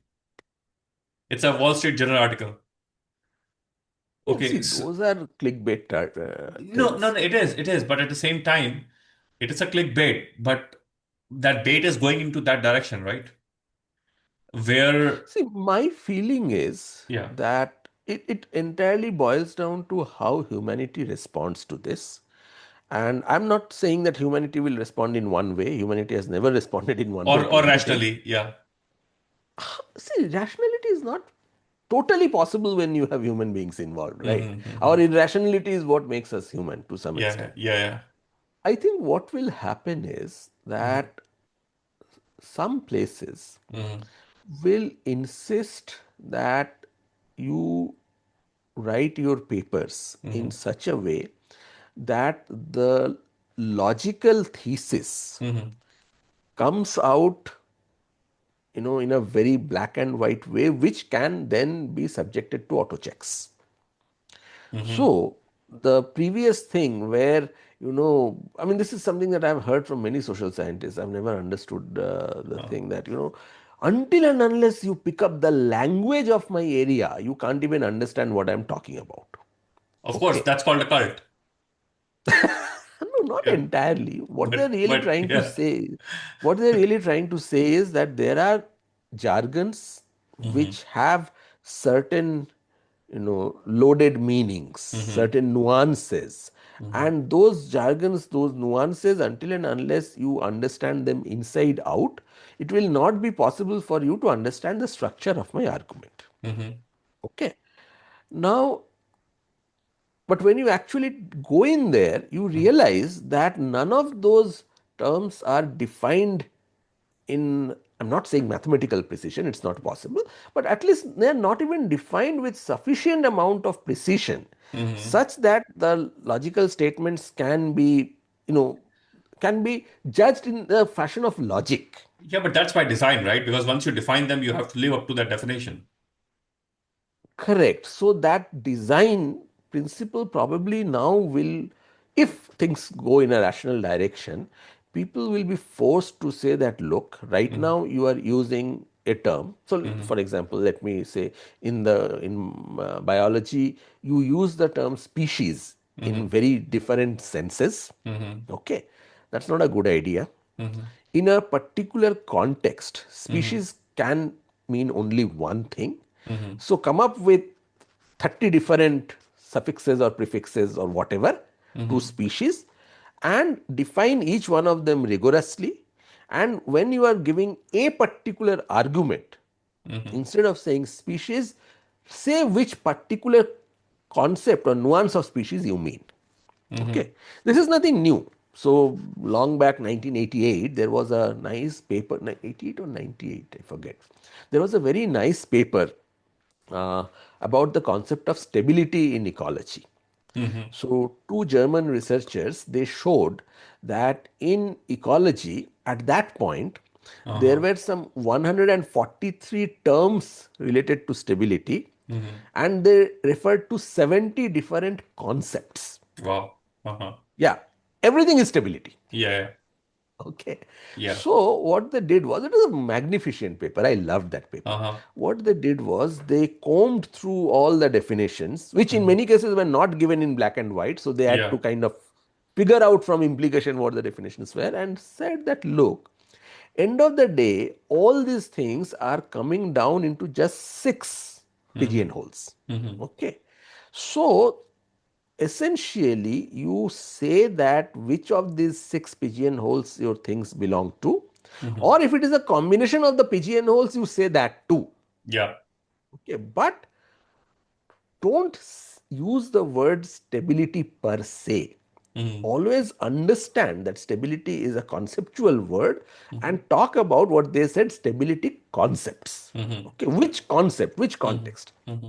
I think similar things have been said about species, similar things about have been said about certain other things, and so on and so forth. Oh, what's that So situation now about stability in ecology in 2026, 2025? it depends on who you are talking to. Did So, it for improve? example, Uh-huh. to some extent. So, for example, this particular paper, since my PhD thesis was on stability, Mm-hmm. this particular paper affected my thinking quite a lot. Mm-hmm. So I ended up being very careful Mm-hmm. about what precisely I mean by stability when I Right. wrote in my paper. And that Mm-hmm. actually also led to some very hilarious things, because I was able to show, I mean, I Mm-hmm. shouldn't say hilarious, interesting things, because I was able to show that when one kind of stability comes out, Mm-hmm. there are other kinds of stability that doesn't necessarily follow. Mm-hmm. Okay, which in hindsight is obvious. Mm-hmm. Okay, but that also highlights the point that you have to precisely Specify. say what Yeah. kind of the stability you are talking about. Otherwise, there's no parsimony. You can always say, like, oh, I was talking about that stability, not this stability. Exactly. Yeah. Exactly. Yeah. Exactly. So people, from Professor Joshi's lab, people like me, then people from my lab, those who worked with stability concepts, etc., we are very, very particular about that. Mm-hmm. At the same time, I ended up, meeting a guy in a conference Mm-hmm. who insisted Mm-hmm. on only one definition of stability, and basically said my work means nothing, simply because Mm-hmm. that cannot be stability at all. Yeah. Stability means when you take a system and you slightly perturb it, what is the tendency of it to come back to the original thing, system. I said, I work with Drosophila. In my case, that Uh-huh. entire concept has no meaning. You No, but refuse, then you are not working no, on but then you stability. could have asked him, like, okay, take my paper, change, control F stability, and change it to something else, like No, no, look his at. point was, why should I do it? You are not even working on stability. You are working on some stuff which is not stability. And I was like, I mean, there are like, I don't know, thousands, if not lakhs Mhm. of paper which are talking about stability in the way I am talking about it. It's the same And thing in motor control. So let's say you're standing, right, and you're moving, you're swaying. Some person is moving a lot, other person is moving less. Now, one can say this person is more stable, this person is not.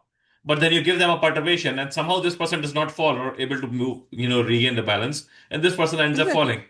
So, who was more stable, exactly, right? exactly. So you are thinking about different ways Yeah, of thinking about stability. yeah. So anyway, so stability is, I don't know, hopefully a little more So, stable. We so, have so, not been working on stability for the last few years, so we don't know. uh, I mean, I'm not tracking that literature anymore. right, right. So you are saying that uh, that this will bring more accountability to. Uh, If it does, then it will be good, mhm. because it will force people to clean up their subjects. Okay. And that will be a very good fallout of this. Uh-huh.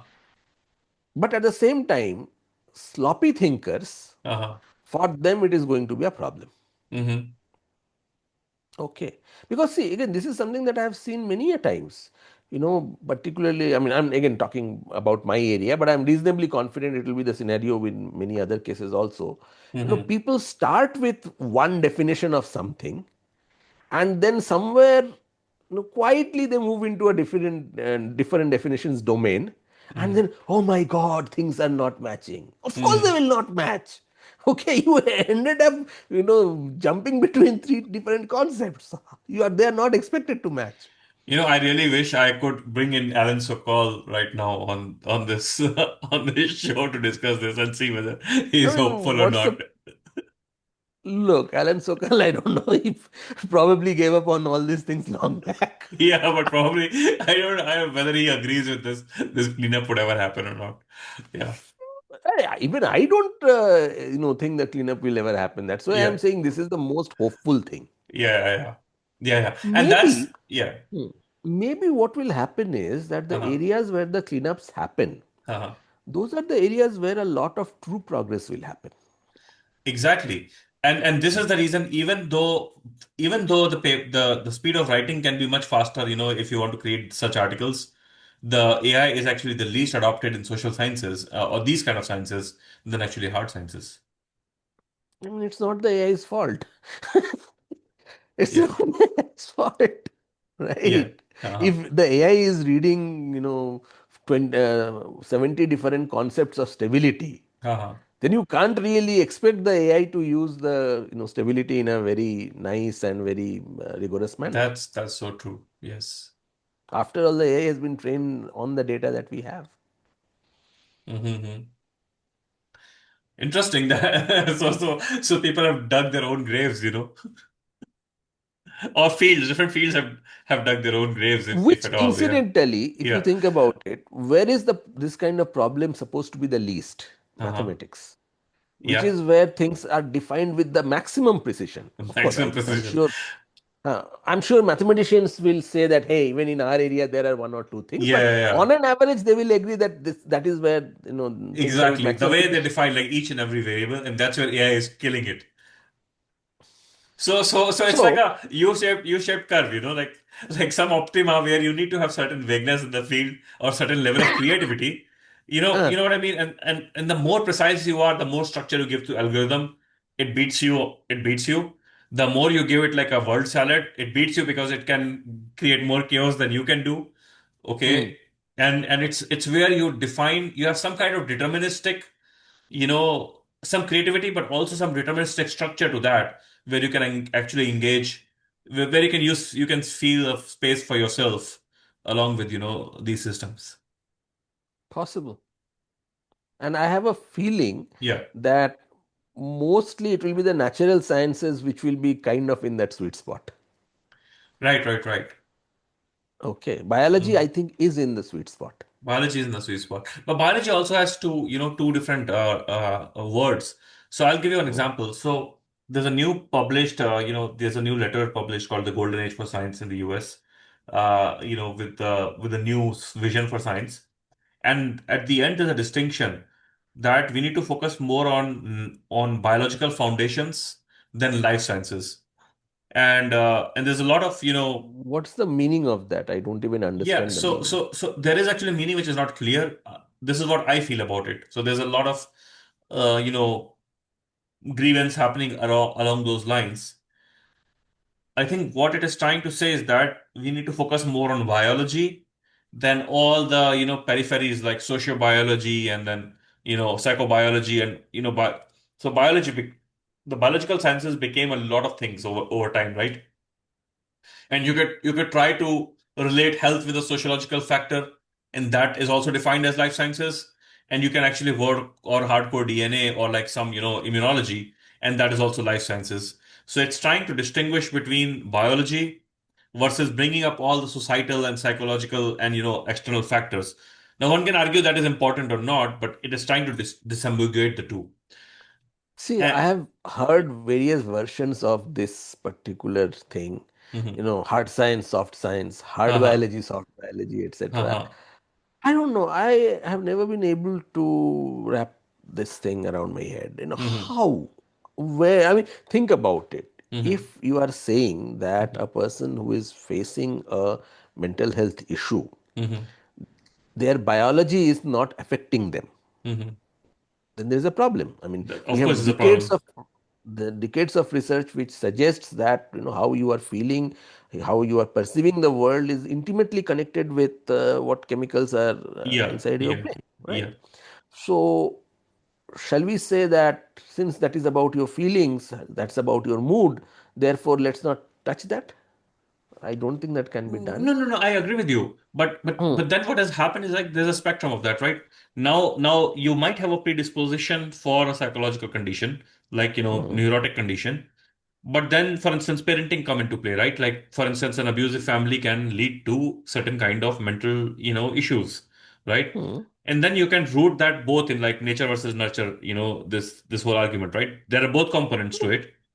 Correct, but there Okay. is a lot of biology which now has come up, epigenetics and all kinds Yeah. of things, Yeah. which actually gives you the hardcore biological basis for why nature versus No, nurture no, is of a course, of point. course, of course, of course. It tells you that why it will interact or why certain phenotypes will Hmm. interact with certain phenotypes will not interact, right? And then what was happening is that, and what would happen in general, like you'll drift towards sociology because you then suddenly you end up becoming, the question is that then okay, so here's the thing, if somebody talks about aging, for instance, ask me what's the best way to, age well or, live longer. And I say, the how much money do you have? Because money explains most variance in aging, okay, in longevity. Rest shows shorter and shorter component, right? The challenge then becomes is that everything becomes sociological at certain point. And then at when it becomes sociological, then activism and word salad come more in play than actual biology, where you can actually address things. Because as soon as we go up into the bigger metascale things, there's not one locus where you can intervene, right? It becomes like a systemic issue. And then, and that's what, and it's hard to keep an accountancy of that, right? In terms of credibility, in terms of when you invest something on a grant, whether actually something paid off. Compared to when you focus on biological foundations, you can actually have a tractability. You can have, you can track the progress. It's But more then concrete. I totally agree, but then doesn't that also lead to the understanding? I mean, that let's stay as close as possible towards the mechanistic side of it. Yes, yes. Because think about it. I mean, you remember that I used to have and I still have a lot of interest in the so called complex systems. Mm-hmm. Okay. Mm-hmm. What exactly did complex systems say? Mm-hmm. Complex systems said that look, there are several things Mm-hmm. which on the face of it are very different from each other. Mm-hmm. But after all, you can study them using mathematical models, you can study them Mm-hmm. using certain underlying concepts which unite them, Yeah, yeah, yeah. right? And that itself led to a lot of you know progress. Yes. I seriously think that complex system has led to a lot of Of progress course, of along course. multiple axes. Of So course, of course. the point is that whenever you are studying anything at a particular scale, Mm-hmm. what led to that? Okay, what is the mechanism? For that, you have to study things at the lower level. What are the implications of that? For that, you have to study things at the upper level. Mm-hmm. That's how things are. Mm-hmm. Okay. So you can at a given point say that, hey, I am more interested in the lower level part. Mm-hmm. But there are lots of people who are extremely interested in what is happening at the upper level. Mm-hmm. And honestly speaking, in terms of the impact Mm-hmm. that directly happens to your life, my life, the direct dollar impact, Mm-hmm. the upper level things many a times actually have a much greater dollar impact. Mm-hmm. Correct? Yeah. Therefore, saying that we are not going to fund the higher level studies Mm-hmm. after some point, I'm not sure that's a good thing. No, I Because agree with you. this word salad as of this moment, Uh-huh. how do they stop being word salads? They stop being word salads only when somebody says, hey, I can I think I can see a pattern out there. Yeah, I agree with you, but I think this is what was not happening in general, right? Like, I mean, we have our own issues If with that where is things drift, and they if have, that is Yeah. That is always the case. If Yeah. that is the case, Uh-huh. then people who are working at that level, Huh. they need to come together and Huh. say that, hey, our Yeah. field is not going anywhere. Mm-hmm. We are not getting insights. We are not solving problems. Mm-hmm. Okay, Mm-hmm. then maybe the problems need to be redefined and the Yeah. methodologies needs to be looked at. Yeah, but that doesn't happen. So in your construction kind of bubble which happened, I think it is gone now, right? The careers are made and there are no more new careers to be made. So niche construction is not big a No, thing now. I will not probably go, so hard to say that. Uh-huh. People are still publishing their Okay. papers. Uh-huh. As a term, niche construction has not gone away.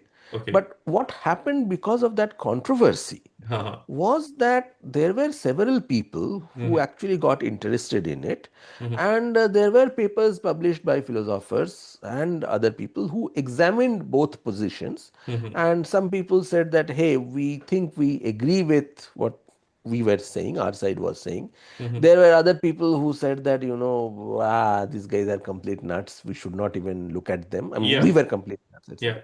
So that's exactly the kind of thing that you expect when But somebody brings up a point like this. Okay, yeah, but some what people, did niche construction get us though? Like just some jargon, word salad, like where everything is becomes a niche construction.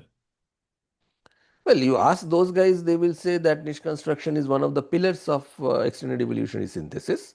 Huh, one can always ask the question, where has extended evolutionary synthesis gotten us till now? For that, they have some answers with which many of us kind of disagree. Mm-hmm. We have our own thoughts about what are the big questions in extended evolutionary synthesis, okay, which way the field should move. They Mm-hmm. have their own, list of questions which they think they are important. Mm-hmm. That's fine. I mean, we coexist. Only time will tell whether their questions were more important, where our questions were more important, or maybe what will happen is, their questions will also turn out to be important. Our questions will also turn out to be important. Or they will produce so much of nonsense or like so much of output with that particular question and relay with everything in this construction that in the history, the real science would get buried. But that often Uh, happens. yes, but then if that happens, science is supposed to be self-correcting. If Yeah, the it is self-correcting supposed to be, mechanism but of is it or not? That's a question. I mean, we assume that it is in self-correcting it in a depends in on a the sane world. timeline. In no no no in It depends on the timeline.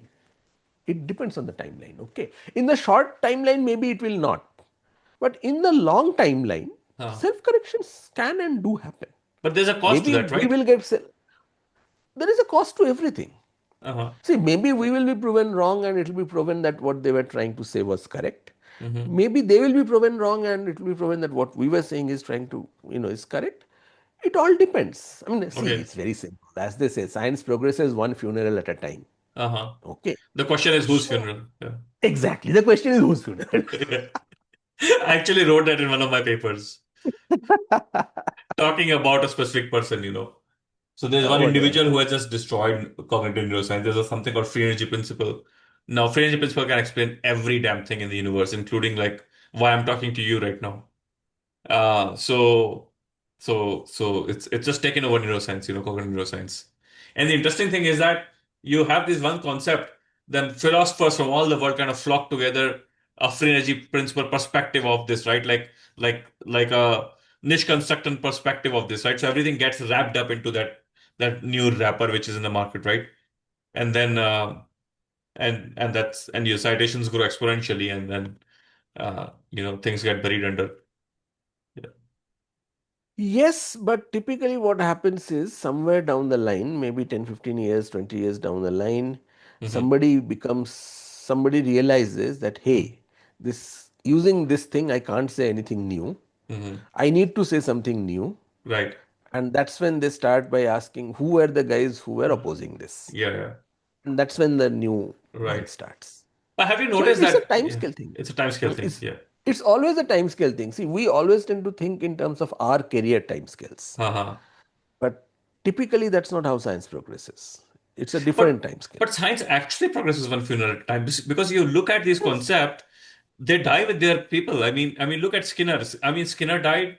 Behaviorism is dead in that form, right? Like Sigmund Freud died, and like Sigmund Freudism is like, oh yeah, it's there as a part of history and philosophy, but in that practicing way, right? So a lot of these mega concepts or overarching concepts just remain there till the time uh, No, the person stays there. that's the paradigm shift that was being talked about, right? Mm-hmm. So that's okay. I mean, see, this is a collective Mm-hmm. endeavor. Science is a collective endeavor. We have to Mm-hmm. realize that. Yeah, yeah, So the correct mental model to have yeah. Mm-hmm. is not of a you know railway carriage moving on a track in Uh-huh. a linear fashion. That's not how Uh-huh. it works. Uh-huh. Think more of some kind of a whatever, a dead beetle which Uh-huh. is being moved by 100 ants. 100 ants. Yeah, Okay, yeah, yeah. it kind of goes here, there, all over the Yeah. place, Uh, but given enough Finally, time it will typically reach the ant's nest. that's true. That's true. That's so true. Yeah.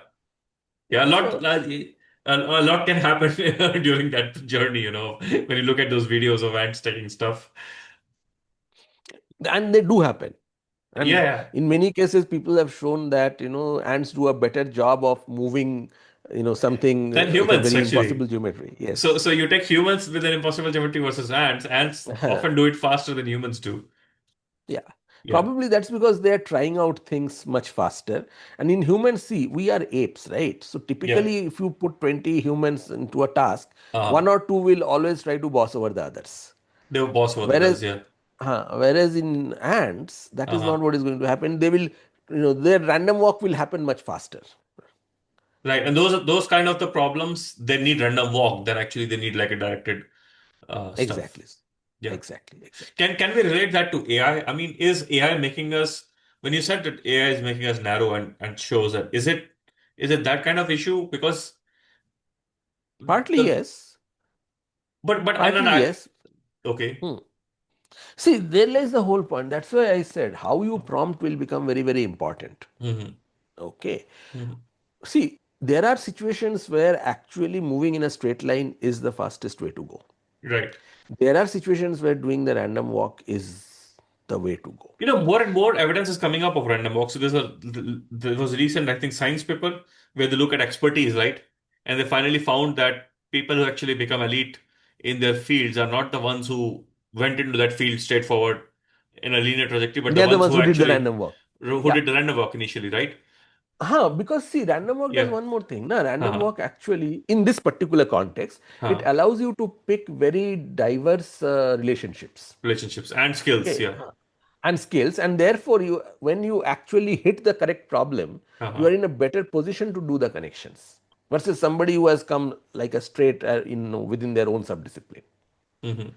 Now, it doesn't work all the time. See, there is a huge confirmation bias over there.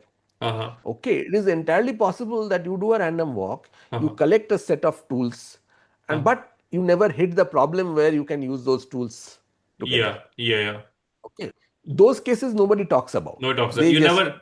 get buried. So, I did this experiment on monkeys. It's a plus one paper where I found the monkeys who were the one who could solve the problem were the ones who at least spent a threshold amount of time on a problem. Because every Hmm. problem takes a threshold amount of time by the constraints. And Hmm. those who are Hmm. too Hmm. Hmm. exploratory, they never cross the threshold of sticking at a Hmm. strategy for long enough. You know? Yes. So you need a peculiar balance You need a between bigger being mass. exploratory and being pig-headed about it. Right, right, No right. offense to the pigs. Yeah, yeah. I get sometimes I wonder, like how come we have decided that, we have come up with the dogs and pigs and which else? We never say somebody like you're like a cow or you are a horse, right? Come on. You are We like a do. cow is used a lot. I mean, extremely offensive ways. In India, it is used a lot. I mean, even outside, it's used a Oh lot. yeah, yeah, But yeah, style as yeah. a cow, That's of true. course. Yeah, yeah. Huh. Also sheep, right? Hmm. Also sheep, chicken. Yeah, that's true. We have taken all the yeah. And trust me, the day they take over the world, they are going to sue us or kill us, whichever is easier. I don't think they're taking over soon, but that's You true. never know. You never know. 5 years back, could you have predicted AI doing what it is doing and at the pace at which it is doing? Okay, so coming to that. Okay, so in some ways, AI is showing us a mirror, right? So for instance, blue collar work has been automated historically, right? And blue collar work, generally speaking, at least at some point, there is. I mean, given a choice, people like going for white collar work, right? And blue collar work has been looked down upon, or certain kind of blue collar work historically. And then a lot of white collar work lately, for last few decades, had been to automate the blue collar work, right? At all scales, right? From industrial scale to even at your home that you have Roomba or like some kind of automatic vacuum cleaner, right? Is the first time that a white collar work is being automated, right? And automated in a very again, it is hitting where it hits the hardest, right? Our ability to speak, which we thought is completely human, right? Our ability to think, which we thought is like what distinguishes us from other animals. And that's where AI is doing the best right now. Okay. Hmm.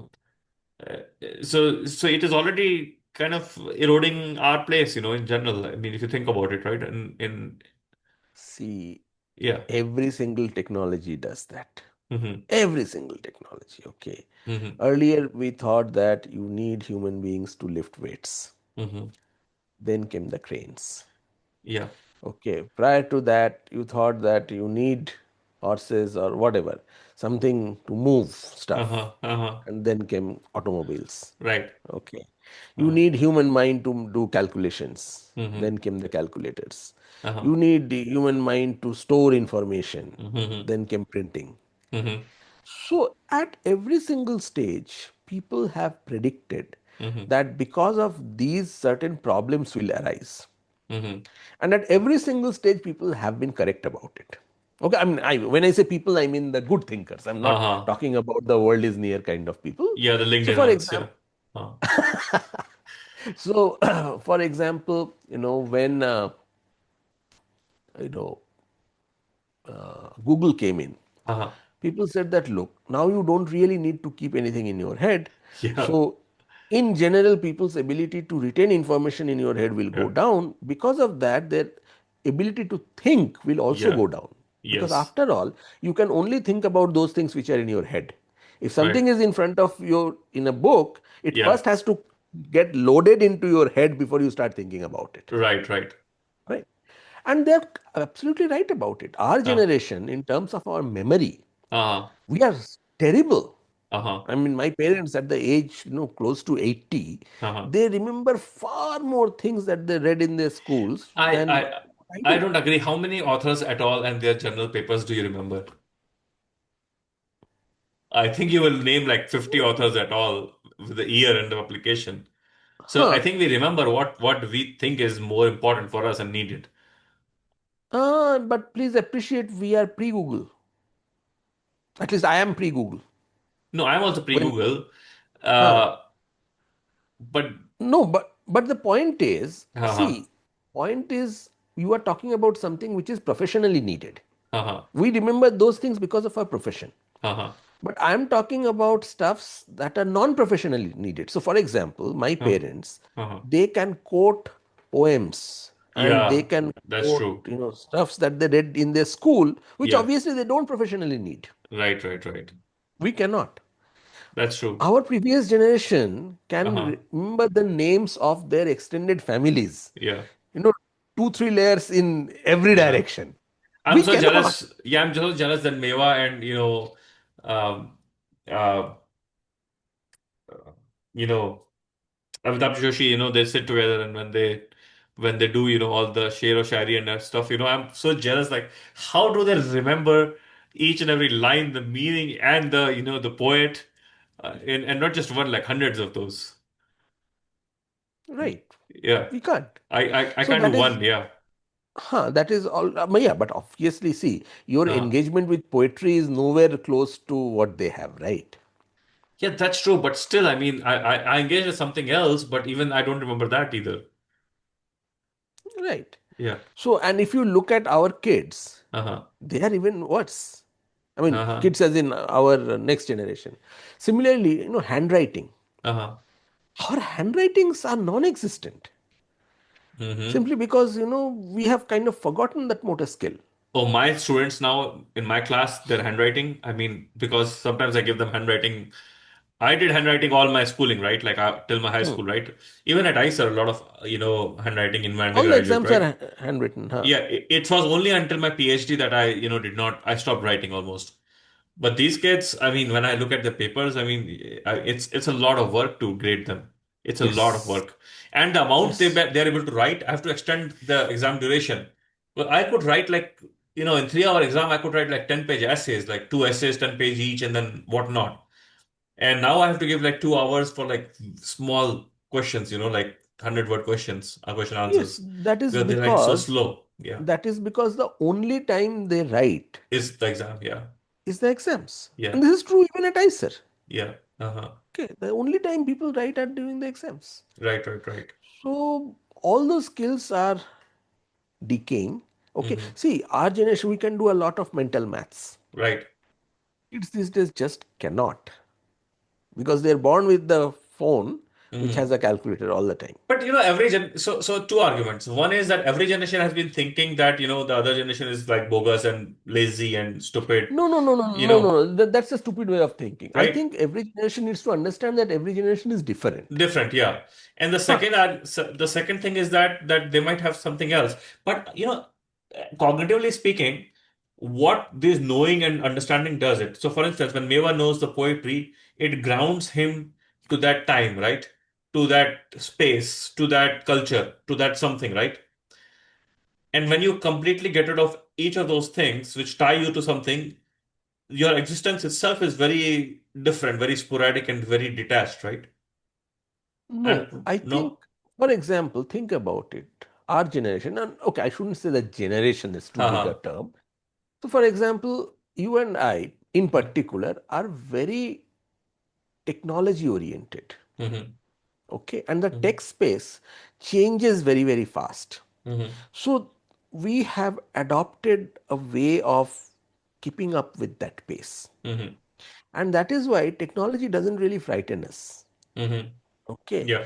Anything technology you give us, Uh-huh. we will poke at it, we will do Uh-huh. something with it. And sooner than later, Mm-hmm. even if we don't become an expert in it, we will be Uh, sufficiently, yeah. proficient that it will not. Mm-hmm. This is something that that generation is sorely lacking. Mm-hmm. Okay, so I You think mean what the new has generation? no, no, Meva Singh and Yeah, yeah, Parshuramisha, yeah. this That zero right, six right, right. They're generation. very afraid of Okay. technologies. Yeah, they take a long Yeah. time to figure out very small things, or they do, they everything frightens them. Yes. Yes, but we know how brilliant these people are. Yes, yes. Okay, Hmm. but this is one part where they haven't really invested anything.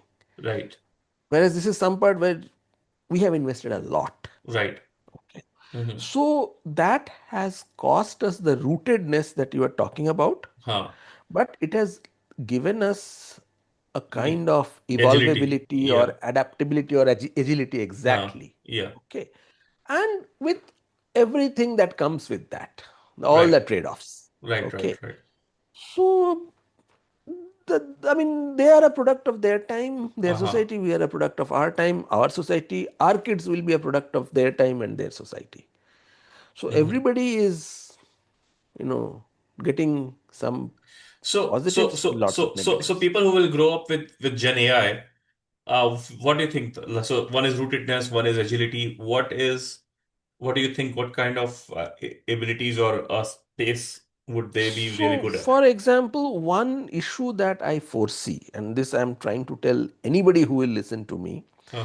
is that they will not have any liking for their work or their learning. Okay, Mm-hmm. assuming they are heavy users of AI, of course. Yeah, yeah, Okay, yeah. because see, there is already this thing in education, work life balance, Uh-huh. right? Uh-huh. And students spew this work life balance at us all the time. Yeah, But my point is that when you are a student, yeah. Mm-hmm. okay, this concept of work life balance comes from a concept wherein work is bad, Yeah, I hate that work is word. something Yeah, where you struggle, yeah. okay, work is something that you don't want to do, Right. and life is something where everything nice happens. Yeah. And it is, under that kind of a mental model, Yeah. do you need a work-life balance? It's a Okay. Instagram corporate HR, PR model I don't basically. understand how HR goes for it. Because the moment you go in that zone, you Uh-huh. are explicitly defining that work is crap. Work is something where you are struggling. Yeah, Work is but because something the which fun needs is to only get when done you early. go out to some unknown restaurant in an unknown location, right? No, no, that's a different ball game. Uh-huh. Uh-huh. As a HR, if you are agreeing to a model Yeah. which explicitly defines work to be stressful, work to be bad, work to be, undesirable, Uh-huh. then you have failed as a HR. Yeah, but who Period. cares? That doesn't, I mean, it works for them. I Do don't you think know it that there are works. work-life balance specialists now? I thought that was the job of HR. So in Yeah. HR, there is a subdivision called Yeah, work-life of course. balance. I don't I don't think you know like about what kind of corporate divisions they exist. There's like wellness experts. There are a lot of things in HR. You're not spending enough time on LinkedIn. Oh, I'm not. I'm very happy about that. See, I'm not spending any time on social media. I'm not spending time on Facebook. Yeah, I just go there to post, yeah, yeah. my Podcast. workshop. Mhm. That's about it. I don't So go there so for so any so other so thing. you said that they will be detached from work and that's No, no, because yeah. Suruna, Suruna. So Huh, I couldn't finish my chain of huh. thought. So what I'm saying is that, see, students, until and unless they like at least some part of their learning, Mm-hmm. Mm-hmm. it's not going to work out. Mm-hmm. Because after all, when you go out in the world, whether Mm-hmm. you become an academic or not, Mm-hmm. you are essentially going to encash whatever you have learned. Right. Okay, not necessarily the information content of it, Mm-hmm. but at least the soft skill part of it. Problem Okay, solving ability or having huh, a vision or working through exactly, a vision. communication, Yeah. exactly. Yeah. So you are going to encash that bit. Uh-huh. Okay, that is what makes you employable. Yeah. Now the problem is that courtesy AI, Mm-hmm. you are always, all those things will now become trivial. Yeah. Okay, you just give a prompt, your assignment comes out. You just Mm-hmm. give a prompt, your entire, PPT gets made, etc., etc. Mm-hmm. So there is no cognitive friction. Mm-hmm. And because there is no friction, Mm-hmm. there is no scope for you Mm-hmm. to like any part of your training. Yeah, there's no great, I mean, your reward mechanism work based on effort and then reward, right? That's how your brain Exactly. gets wired, right? Exactly. So Huh. that entire wearing is not happening. And therefore, when you Mm-hmm. go out for a job, Mm-hmm. okay, even if the information content is there, even if on the face you can, speak very fluently, etc., etc., you Mm-hmm. have never really learned to like it. And therefore, Mm-hmm. burnout, which already is a huge problem in corporate due to everything that happens in corporate Uh-huh. and also in academia, to be fair, Uh-huh. burnout is going to be much, much faster. Would it be burnout or would it be more like nihilism, like some kind of existential Nihilism is the consequence of burnout. burnout, consequence of burnout? Okay. Ha. There will be complete burnout, Uh-huh. and then after burnout, some people will go into a nihilistic way of thinking. Huh. Some people will go into a total meltdown. Uh-huh. Some people will go back to I'll just do kheti, Uh-huh. which is a Yeah. response that we are seeing a lot. Uh-huh. Basically, people will have to do a reboot and reset, So there will be and more this psychologists, more organic farming, and more marijuana. kind of, yeah, in a very simplistic sense, yes. More meditation and yoga retreats, yes. This is See, already happening meditation, actually. yeah, yeah, we know that. See, Yeah. meditation and yoga retreats. Okay, see, I don't know if meditation yoga retreat works because I'll tell you Uh-huh. what is happening right now Mm-hmm. is people who are in the, who were born without AI, Uh-huh. they are trying to do a reset. Right, right. Uh-huh. But what is a reset? A reset presupposes that Yes, there there's a exists a set to which y- you will right, right, go right, back. right, right, right. We are creating a set of people, the Uh-huh. AI natives, Uh-huh. who do not have a fallback. Yeah, yeah. Like what exactly is the alternative, right? They don't have an alternative model, right? That mental model. Exactly. Yes, yes, yes. Exactly. That is where the problem is going to be real sky high for those guys. And whose responsibility it is? Because I don't believe in like public responsibility or that as a society we have to You figure know, out something I for have them. been I have been giving a talk Uh-huh. on this particular thing, and I have said that look, AI should be banned for all school students. By the way, you know Uh-huh. who has done this at a society level? China. China. Yes. Exactly. See, Yeah. you have to think about the They Chinese they over were the here. first. They were the first to do the trials. The results came Hmm. out, and they just banned it. I think they are doing it right. Uh-huh. Okay. I honestly speaking, I have not looked at their They do a lot results. of I things haven't looked right. at. Yeah, they do a lot of things right. Yeah. No, of course, they are thinkers. Come on, they're an ancient civilization. Okay. Uh-huh. This particular one, I think the Chinese have got it right. Uh-huh. Okay. And remember, that is a Hmm. society which went into AI as a society much before even the Americans went into. More than 60% of all Yeah, I mean, AI researchers are ethnic Chinese. that is true. I You, mean, even in hmm, you look at the papers, in like in any AI conference, or everywhere. I mean, look at Nature. Just open an issue of Nature Machine Intelligence. Um, that's true. Yeah, that's true. So, so Uh, you asked whose responsibility is it, right? My uh-huh. thought process on this is very simple. Hmm. My thought process on this is A, the kids should not be touching AI. Hmm. When I say kids, ideally I would have said up to BSc. But in India, kids are doing homework with Grok, like Grok, all the I know time. that that has to Yeah, stop. yeah. So up to BSc, but the problem is by the time students leave, students are done with class 12, Uh-huh. when they go for BSc, they are essentially outside the control of the parents. Uh-huh. So the responsibility for this has to be with the parents. Yeah. The schools have zero incentive on this. Okay, in You fact, know, the schools will be very happy to offload their Exactly, thing. exactly. This I've noticed in my kids. So I saw the development of certain kids, in my own family.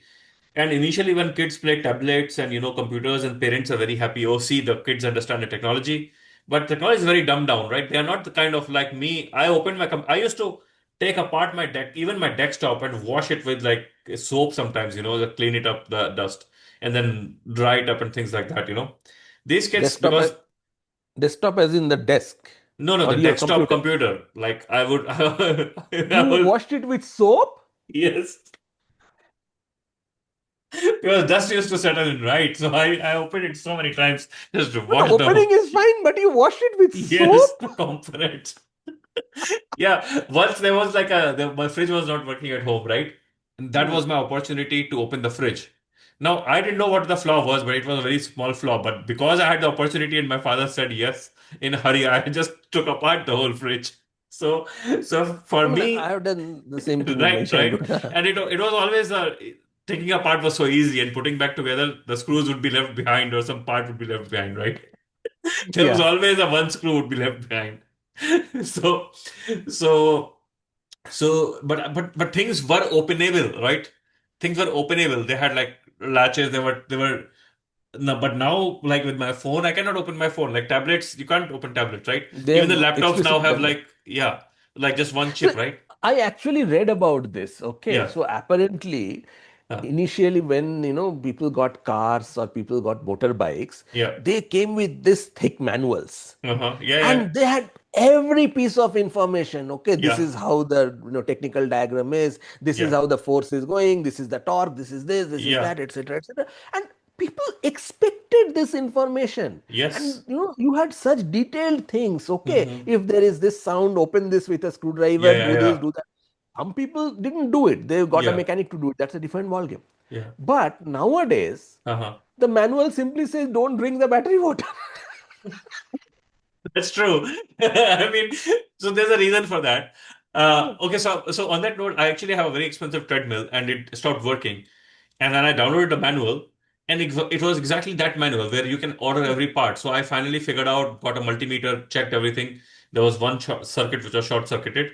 Now I could not go to a better scale because had I had more instruments, I could have figured out the transistor and removed the transistor and not even buy the chip.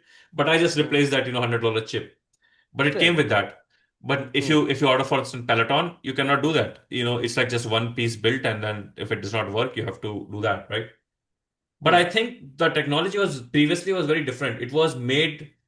One can argue that that technology was a little selective, but now technology was made for, I won't say like, for whom and this and that, but That technology companies, was made for that person yeah, who, if interested, yeah, had the uh-huh. tools to open it up.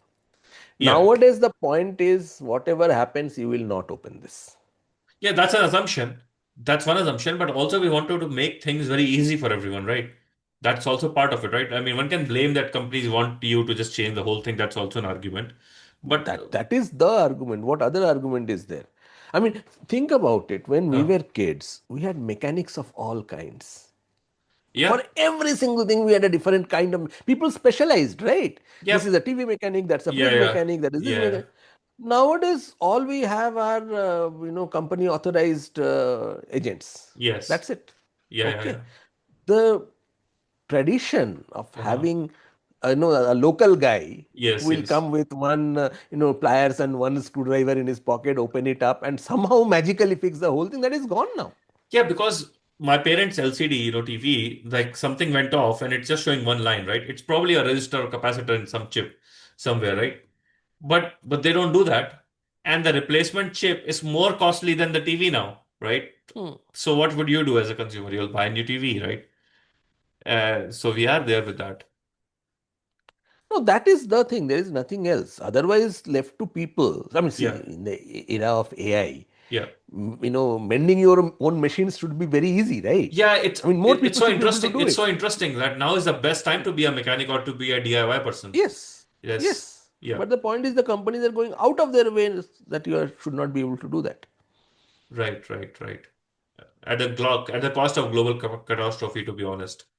When you look Yes, at the absolutely. electronic junk, yeah, Exactly, yeah, exactly. That is actually greatly increasing the load on the supply chain. yeah. I mean, heavy Yeah, metals like rare earth metals, every damn thing. I mean, I really want to change that one register than to buy a whole bloody TV. yes, Yeah, yes, absolutely. And the point is, the rest of it is perfectly functionable. yeah, yeah, yeah, This entire crap about making thinner and thinner phones, yeah, thinner and thinner TV. Why? I yeah. mean, now many phones are so thin that you can't even hold them No, properly. yeah, exactly. Yeah. I I, actually buy some of those cases just to make it slightly bulky so that I can hold it. I mean, there's a reason I don't touch anything Apple. Because Let's not get there. yeah, I mean, Otherwise, both of us are going to get yeah. sued. I mean, the fact that you have like a bloody metal and you're putting a hand on a metal, it's so uncomfortable, right? I mean, there's no compliance there. And then if there's an electric current, something I don't want to keep touching a metal. I want a plastic so that there's no current. You know what I mean? Just in case. The whole thing is like, but yeah, that's true. So coming back to AI natives. So you said that you would like it to be banned in school, right? Like as China did. Yes, and then the main thing that I Yeah. say is that Uh, look, schools don't have any incentives. right. Okay. Uh-huh. Kids at that age, Yeah. they are under tremendous pressure, Mm-hmm. peer pressure, Mm-hmm. etc. And a lot of pressure is actually put by the parents, Parents, yeah. particularly in Asian societies. A lot of pressure is coming from the parents. Mm-hmm. So you cannot really blame the kid Mm-hmm. who is supposed to do this much amount of homework and prepare for this test Right. and is expected to get 99% in every And go to single. the coaching क्योंकि अगर IT में नहीं होगा And go तो to the. पापा शर्मा जी को कैसे मुंह दिखाएंगे? Exactly, exactly. Okay. Yeah. So the kid doesn't have an option. Yeah. Okay. Uh-huh. So the only people who have an option Mm-hmm. are the parents. The And this parents, is what you wrote about in your article, right? yes, this is Yeah. exactly what I wrote about it. Uh-huh. That the only people who have an option and the only people who have the correct incentive Uh-huh. are the parents. Mm-hmm. The parents have to do two things. Mm-hmm. First thing is they have to tell their kids that Mm-hmm. look, I don't want you to use AI. You will not use AI. Mm-hmm. Whatever happens, you are not touching AI. Mm-hmm. Okay. Because of that, if you are getting 60% marks, I'm fine with that. Mm-hmm. Okay. And then they have to actually carry through that promise. You can't say that I'm okay with you getting 60% and then you can't scold them when they actually get the 60%. Okay, that consistency has to be maintained. Mm-hmm. The fairness has to be maintained. Yeah. That's the first thing. Okay, Mm-hmm. and you explain to the kids why you are saying this. Yeah. Okay, what is it that is going to happen to them? Right, right. And then the second thing is you go to the school Mm-hmm. and you tell the school that look, Mm-hmm. my kid is not touching AI. Mm-hmm. Because of that, if he is unable to turn in half the assignments, Mm-hmm. so be it. If you want to give his, cut his marks, do that. I'm not caring about it. If you are telling my kid that, he or she should go to AI to get their problems solved, then why am I paying you? Mm-hmm. Okay, I will take my kid to another school if needed. Mm-hmm. And then basically, see, one great thing about schools nowadays is Mm-hmm. that majority of them have become money making stuff. Yeah. Okay, they do see, earlier there were lots of schools and lots of educators who had principles. Yeah. Okay, they would stand up and say that look, we are Yeah. Yeah. doing this because we think this is for the benefit of the student. Yeah. Yeah. If you are not understanding it, that is your problem, but we have principles, and if you are I, not agreeing with it, take your kid I somewhere went to else. one of those schools, missionary Huh. schools. Yeah. Exactly, the missionary girls, but those are the ones who actually had the school, students' welfare in their heart. Yeah, but they did not used to take our pictures and force our parents to buy our 10,000 rupee albums every Exactly. every year, mandatory. Yeah. Exactly. They Yeah. had principles. Yeah. Those schools are very rare nowadays, and those schools will understand these No, things. they are there. They are there. Most middle Hmm. class does not want to send their kids to those schools. Literally, they have gentrified because everyone wants So to. Because the competition is not between kids; they are between their parents now. I Whether know. my kid got a first prize or So, your kid got a first prize. Yeah. the kids. So if the parents go and tell the schools Mm-hmm. that this is not going to be, my student will not use AI, Mm-hmm. do whatever the hell you want. Mm-hmm. And if you pressurize me too much, I Yeah. am taking my kid somewhere else. But then what would All the happen? schools will cave in. They have Okay, to cave so in because they are money making stuffs. see, so it's a very complicated field right now, very complicated situation because tech companies want it to be everywhere, right? They would love to have a school-based subscription or model or something like that, right? Different countries who own AI would like to market things, right? The school teacher has incentive, and some parents also has incentive because both parents are making, they're earning and they're going for work. They have less time, so it's like a new TV for kids, right? Uh, but then one can make an argument that AI is a more equalizer and democratic because the kid whose parents are not very educated or does not have access to tuition or financial things, a $20 subscription can get that kid a lot of assistance. You have to come out of that. You just have to come out of that. If you have a $20, ability to have a $20 subscription, Uh-huh. hire a human teacher. Okay. In $20, even today you will get a human teacher, or Mm-hmm. at least some coaching, subscription. Uh-huh. I Keep see. it human. And what do you do at the undergraduate level also? So I'll tell you my experience. So this class, the f- I enjoyed the teaching most in the last semester. I got the best reviews so far for teaching, and I gave students all the ability to do whatever AI you use or do anything. But I made my exams so much thinking or reasoning based, and they had to write everything in class. Okay, or it was take home, but take home was so long and so detailed that it didn't, and that was also handwritten most of the time. That even if you use AI, you will still have to think and bring together pieces and number of those things. And I think the learning was pretty high. So See, the learning is not the problem. The uh, problem is at two places. The problem is at the class size. What was your class size? I was lucky; it was only 15 students. I have 300. Uh, 300, yeah. Okay. Uh-huh. That, So you are taking a big undergraduate major class, right? Mine was yeah. a specialized. See, my specialized class is 100. Uh-huh. Okay, Yeah, my big yeah. class is 300, my specialized class is 100, neither works. Uh-huh. Okay. Hmm. So the point is that, I mean, there are 2 points. One is, as I said, having something at scale is a problem. Second thing is, the larger the class size, the more will be the variation in the ability of the students. Yeah. Okay. Yeah. It will be wider distribution. Yeah. Some distribution. The Uh, problem is, if you come up with a problem which is so tough yeah. that the kids really have to struggle with it, You even lose with half of AI. them. You lose half of them. Yeah.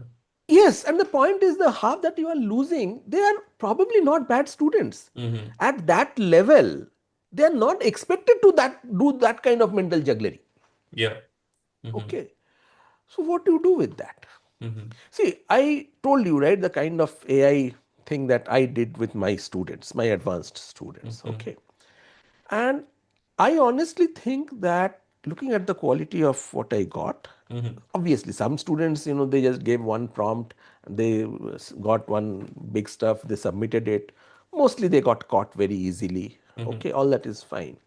The students who really, put in time and effort in doing it, Mm-hmm. I thought that they actually learned a lot. This is Mm-hmm. my personal thing. And when I talked to them, mostly they said that yes, they did. Mm-hmm. There are some of my other colleagues who have also used, or allowed the use of AI in their assignments. Mm-hmm. And I haven't done a proper survey of them, but whatever I have heard from the students, whatever I have heard from the colleagues, again, in general, it looks like a lot of learning did happen. Mm-hmm. But this is happening at a higher level. This is Mm-hmm. happening. My class was a master's level class. Yeah. Yeah. Okay. The kids already know a lot Mm-hmm. about, how to read a paper, Yeah. how to generate a question, how to design an experiment, etc., Uh-huh. etc., Uh-huh. etc. So at that level, use of AI is kind of okay to Mm-hmm. some extent. I mean, I will say that is where, for the first time, they should get introduced to AI. Right. Right. Okay. Right. Uh-huh. Prior to that, no. So you think it is like, when I went to school, until class fifth, we were not allowed to use pen in school. Pen was not supposed to be Mm. found with you, right? It was a Yes, taboo. same here. But Same here. having a Yeah. pen was like a crime, Literally, it was like a crime. You have to write with pencil. And then there was like this summer holidays, summer vacation, and then class six onwards, we were supposed to write with pen. But only one kind of pen will allow, which was fountain pen.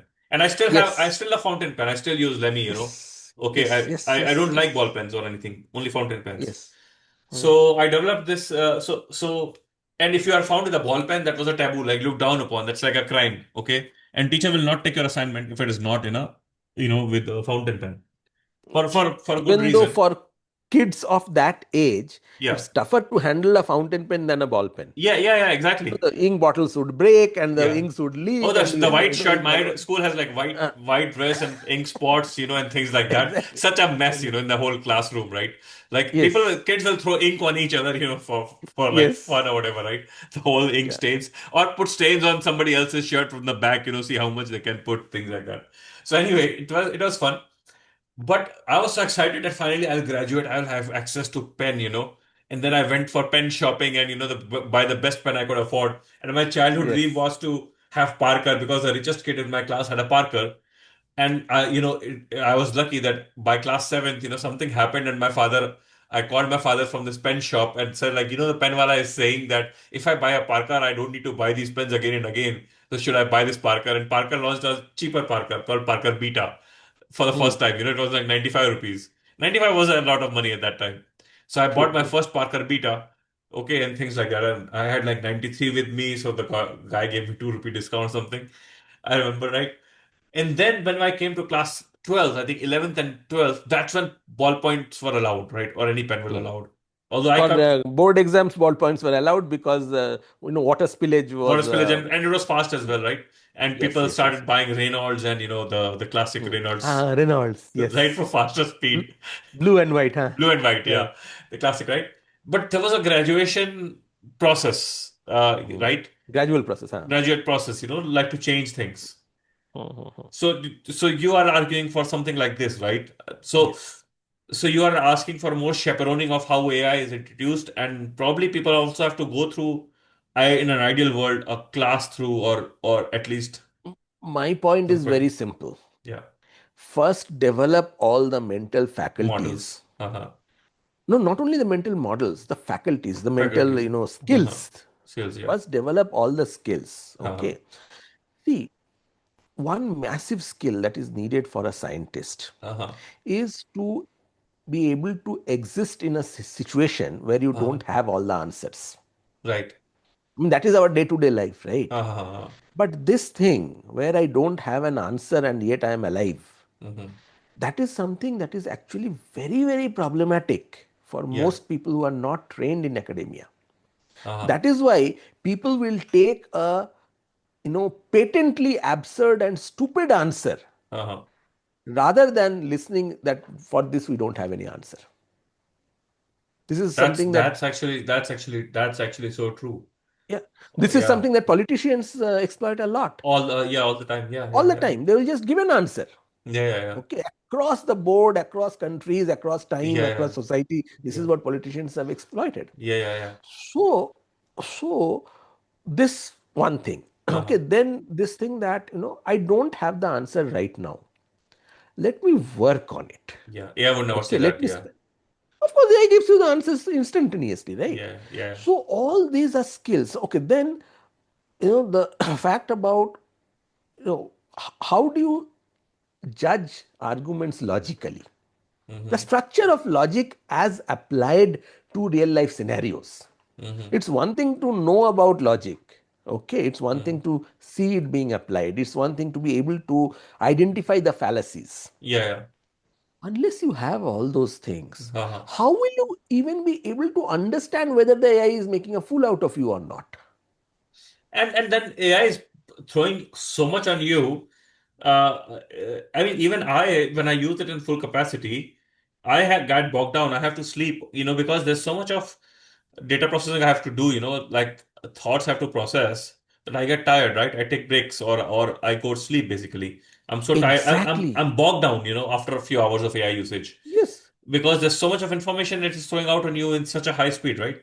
Like listening to exactly. somebody in like 5x speed, like for 3 hours, that's a movie, right?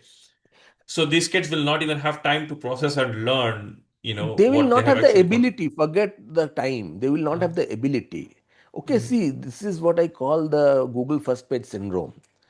Any result which Uh-huh. doesn't turn up in the first page of Google typically gets neglected. Uh-huh. We know that, which is why entire search engine optimization and everything just Yeah, to yeah, make sure that you get in the on the first page, right? yeah, yeah. Same thing will happen with AI. People will ask a question, the Uh-huh. first three or four answers, and that's it. Nobody will even think that Uh, hey, AI is it giving me it five will things. tell you Are it there will other always stuff? tell you that you are the most awesome because it's so interesting that ChatGPT now. So I was testing this yesterday. I took all the LaTeX I have, papers published 5 years back, 4 years back, 1 year back, the ones which were bad written drafts and good written drafts. And it always says that's the best paper in this field I have read in the recent times. It says that for every paper right now. Yeah. Even with Opus 5, it is supposed to No, no, be no, less ChatGPT. psychopathic. Chat GPT, forget about it. See, ChatGPT is the most sycophantic AI in the market. I mean, every new version becomes even more sycophantic for some reason. Claude is like the if you want to get pushback, Claude is the Opus is the biggest pusher, it gives the most pushback. It says sometimes it will say like this is dumb, this is nonsense. Oh, Like really? Okay. relatively, yeah, yeah, yeah, it does. If I ask, Hmm. rate this something on a scale of something, and I often compare across models, ChatGPT the highest, 9.5. And then what you do is then you paste the same thing. How is this version? And you paste the exact same thing. And it will increase a little bit. Because it is not judging the thing, it is assuming that you did something on it. So it should increase by zero point 0.2 points or zero point 0.3 points, right? So you see that Wow. it is not I even haven't done processing those what you are testings. saying that. Hmm. With Claude, you cannot fool Claude like, so easily. And then Claude will give you 7, and you were hoping for 8, it will disappoint you. Okay, and then you go to DeepSeek, for instance, DeepSeek is somewhere in between, like it's more trying to balance more and things like that. Yeah. See, there is a difference between Claude and DeepSeek in particular, Uh-huh. which is that the harness layers that Anthropic has put on top of Opus Hmm.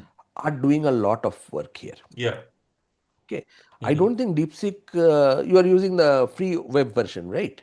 For DeepSeek, yes. For Claude, Huh. I have a whole, premium Huh. So subscription. I Yeah. don't think that DeepSeek's harnesses are that good yet. That good yet, yeah. Okay, Hmm. and I think a lot of the reason for which people really love Claude. I mean, I Mm-hmm. agree, it's giving good output, but a Mm-hmm. lot of it is in the layers on top of the model. Mm-hmm. And the Chinese models, they have not yet invested over there. Mm-hmm. Once that investment happens, Mm-hmm. the gap between these open source models and these models will considerably come down. So I think, Yeah, huh. no, no, yeah, I'll just make one point. I Uh-huh. think what the Chinese models are doing is they are assuming Uh-huh. that people who are doing their stuff seriously, they will Uh-huh. not use the web version. Web version, They yeah, they will will use the API use version. a they will use a desktop app, Uh-huh. and Yeah. through the desktop app they will call via API. API, yeah. Therefore, a lot of the customization harnessing, the Uh-huh. Chinese are actually assuming, the open source models are actually assuming that they will happen at the individual app level. Desktop level, huh. Yeah. So a real apple to apple, oranges to oranges comparison will happen Uh-huh. if you I see. take the API version, put it on a Mhm. desktop app, Do it at create some of those harnesses, and uh-huh. then do a comparison. I Use have a using feeling, uh-huh. hmm, Use using Hugging is- Face or something like that, yeah. not Hugging No. Face. I'm talking about desktop app like Typing Mind or Jan AI, or Okay. all Okay. those kind of things. So Okay. you do that, and then you put the appropriate harnesses. Mm-hmm. It will come down. The difference will come But down very. just to give metaphorically speaking, I use like Claude as a graduate student and ChatGPT as an undergrad, where small amounts of work, like, your routine work, you have to change something, like reduce two words here and there, use ChatGPT for that. And DeepSeek is just for like making sure that either Claude is going mad or just for sanity check, like the lab next door or something. Yeah. Yeah. I don't know. My personal, because I use DeepSeek via a Hmm. desktop app, Hmm. I have found it giving Good. pretty decent results, very Hmm. decent results. I mean, Claude comparable results. Yeah. And then there's Grok, which is, for me, I found it usable, even though you tell that Grok is really good with coding. Like, I find That's the what my students told there. me. Okay. Uh-huh. And they actually, I mean, this is a student who is very, very good at coding. And Hmm. he actually showed me the outputs. And Uh-huh. okay, this is slightly early days. I'm Right, not right. talking about now. This is about, I don't know, about year or so back. Hmm. Grok was doing very well with coding. And Hmm. generally, Reddit also says the same thing. Grok is Okay. decent. Okay. Okay. So what about undergraduate level? Even undergraduate level, you think that AI should not be part of Ideally, classroom no. and no. No, because undergraduate level is precisely where the higher order academic stuffs they start learning. Hmm. Okay. See, up to 12th, you are basically just getting information. You Hmm. aren't really, the cognitive skills that make you a thinker, you aren't Hmm. really getting them till 12th. Hmm. Okay. So, But why not? But undergraduate, why not? But why not? Do you think we need to look accelerate at, education? We need to compress what we learned till 12th by 12 or 13 years, no, I 14 don't years? think you can. I No. don't think you can, because see, you have to reach a certain level of mental maturity before some of those higher order skills come in. I mean, that's why it's called higher education. It's not Hmm. called higher education because you are giving more information. Okay, Hmm. it's called higher education because you learn higher order skills. Hmm. So I don't think taking those skills and just pushing them onto school students at a mass level. Hmm. Okay, again, this stuff is mass education level. You Hmm. take students at a one-on-one thing, Hmm. okay, and there you, under very careful one-on-one guidance, you impart those skills. That's a different ball game altogether. Hmm. Okay, kids will mostly be able to do very well under those situations. Hmm. So it's not that they are lacking the ability; it's that Uh-huh. just that they are lacking the ability in a mass education system. Right. So yeah, ideally, I would say that up to graduate level, AI should not be around. Hmm. But I also appreciate that it becomes much more difficult to implement it AI abstinence becomes much more difficult, at least in an Indian setting, to implement in graduate level. So, from a pragmatic point of view, I'll say up to 12th. But then the question is that, one can argue that because you'll be keeping students away from the technology, it will be harder to adapt. No? Come on. I mean, you and I touched AI at the age of 30 and 40 plus respectively. See, Yeah. again, the nature of the technology is such that there is no learning curve over there. Right, right, right. It's Okay. actually an extension of your other stuff. It's not like a Exactly. yeah, That logic only works for those technologies which have a very steep learning curve. There is right, no learning curve here. Then why? That entire line of argument can be reasonably easily shown to be fallacious. right.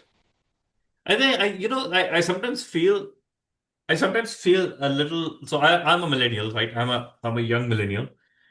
I sometimes feel I was disadvantaged in certain ways. In certain ways, especially like sociologically, given how things turn out in my generation and other things, as well as in a uh, macroeconomically. Also, given that I changed countries, like for me, some things I just lost time.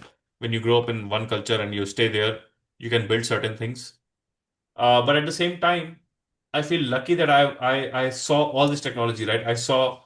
Uh, I remember in 1999, in 2000, I was 10 years old, and I was in Bombay at my uncle's place, right? And he had a laptop, right? I mean, my uncle's had laptop. I never had a laptop at that age, right? But I would get to use those laptops whenever I was around my uncle, right? And my first time I used the PowerPoint, I realized that I could make an animation because I saw the slides moving, right? That itself was like, oh, so then you can make an animation if you put it fast enough, right? So first time I used PowerPoint, I made an animation by changing things across slides and then moving it fast. So I saw that, from nothing to computer to that slow computer and then that, that SIFI Wi-Fi where you have to dial up, wait for 2 minutes to connect to the internet and the one website will open in 2 minutes and you wait and then you come back after it is opened. Those days to, like now consuming like, terabytes of internet, in a month or something, across my office and here. So you've seen the whole spectrum, right? Likewise, yourself, you've seen the whole spectrum, right? Mm, mm. I wonder that we are in a sweet spot where we could develop those mental models, both, working mechanically and everything. And then we have now the space in which we can explore. Uh, Yeah. and then, We were lucky in some extent, lucky uh, because we saw many technologies come in front of our eyes. yes, We saw computers, we saw internet, we saw AI yes, and right. smartphone, And all four. smartphone, yeah, yeah, yeah, yeah. So We that's we moved from dumbest phone to the smartest phone so far, yes, within a few so years, yeah. so I think, yeah, technologically speaking, Hmm. what our generation and your generation have seen Uh-huh. is like the fastest progress ever. Right. And whether or not that will create some mental health issues for us, time will tell. Probably Hmm. it will, Uh-huh. because see, agility also comes with its own cost. Hmm. So we will pay the cost. Hmm. I don't know what cost it will be. Hmm. We'll pay There's it. a recent article, I think we discussed this before, right? That when things become easier to do or faster to do, will it give us more free time? And It you doesn't. and you argued that it won't because now your value on time will go up. So you will Yes. not like to spend that time socially or in other ways because you would attribute it to more productivity. Just now, our paper came that humans have already started discounting their time because now they evaluate their time based on how much they can get done with AI than actually themselves. So the cost of it is even higher than it used to be before. Yeah. So all the See, art, yeah. whenever you have free time, Uh-huh. you expand your work to occupy that free time. So Yes, that end yes. of the day, you actually don't have the free time. Yeah, yeah, yeah.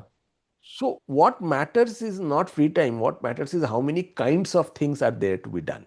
Mm-hmm. If there are more number of things to be done, Mm-hmm. you will always try to do this and that and that and Mm-hmm. that and get everything together and Yeah. end up having less.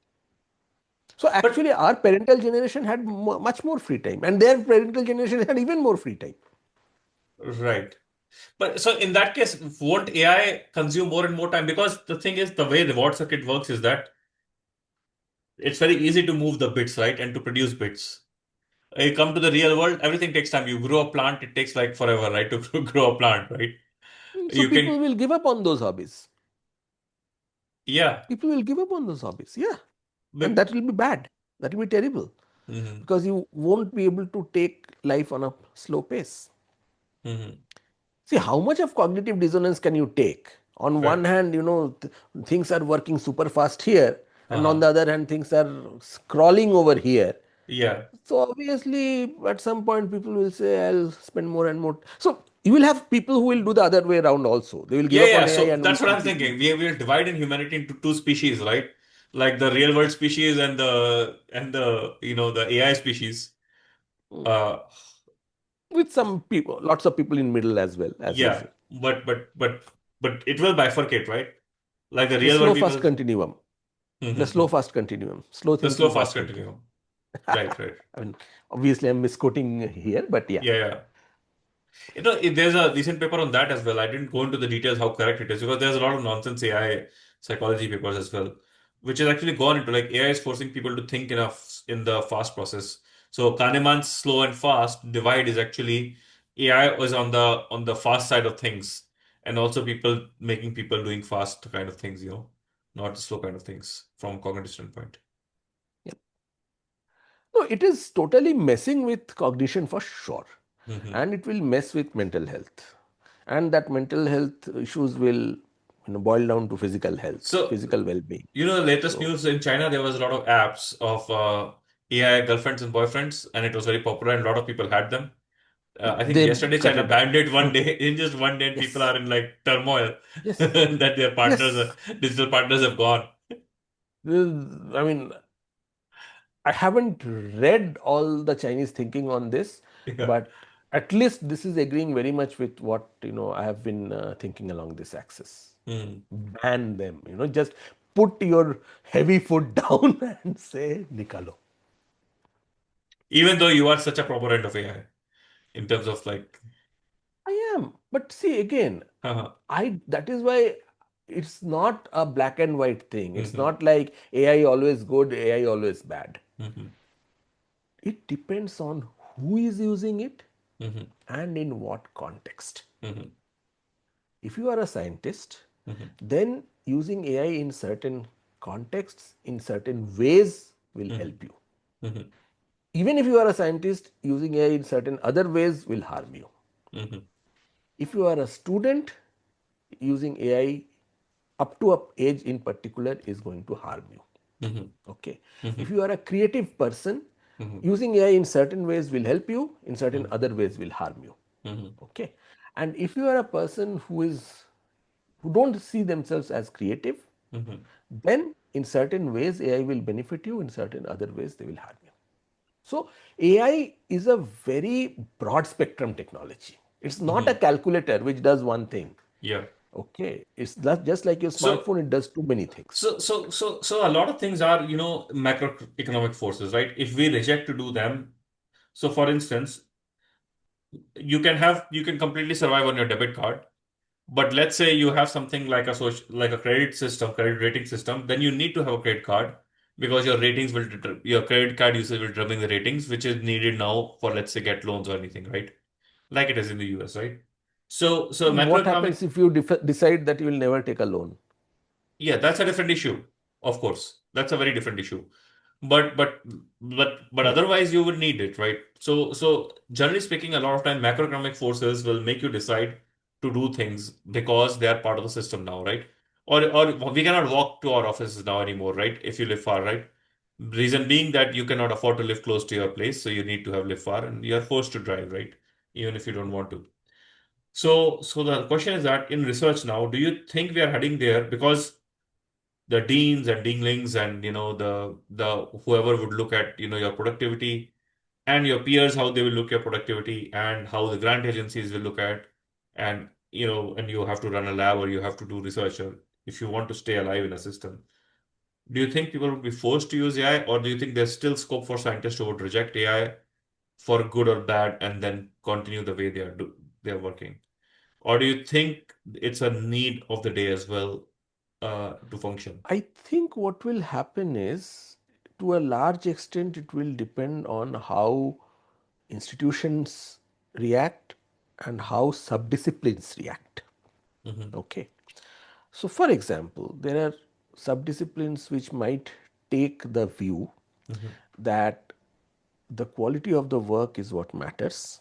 Hmm. And if the work is not sufficiently innovative, Hmm. going beyond the AI kind of way, we are not going to publish it. Hmm.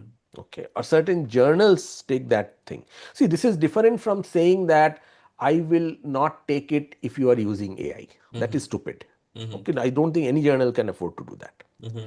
But journals can really say that it has to be beyond a certain level of quality Hmm. before I take it. Hmm. And whether you are attaining that level of quality using AI or not using AI, that's up to you. So editorialship matters even more now, right? In that sense. Actually, editorialship matters even more right now. I Hmm. totally agree. Hmm. Stewardship, okay, what Yeah. you call editorialship, is very, very, very critical. Hmm. Similarly, institutes have to understand that if producing lots of papers has become so easy, Yeah. You cannot. some focus on quality is needed. Or How? something on something else. I mean, just don't look at paper anymore. I mean, just look at the agenda and whether the agenda has met or not. That's a problem, because Hmm. if I just set a good agenda Hmm. and then refuse to do anything about it, that is Hmm. also an issue, right? So only having the agenda will not work. Hmm.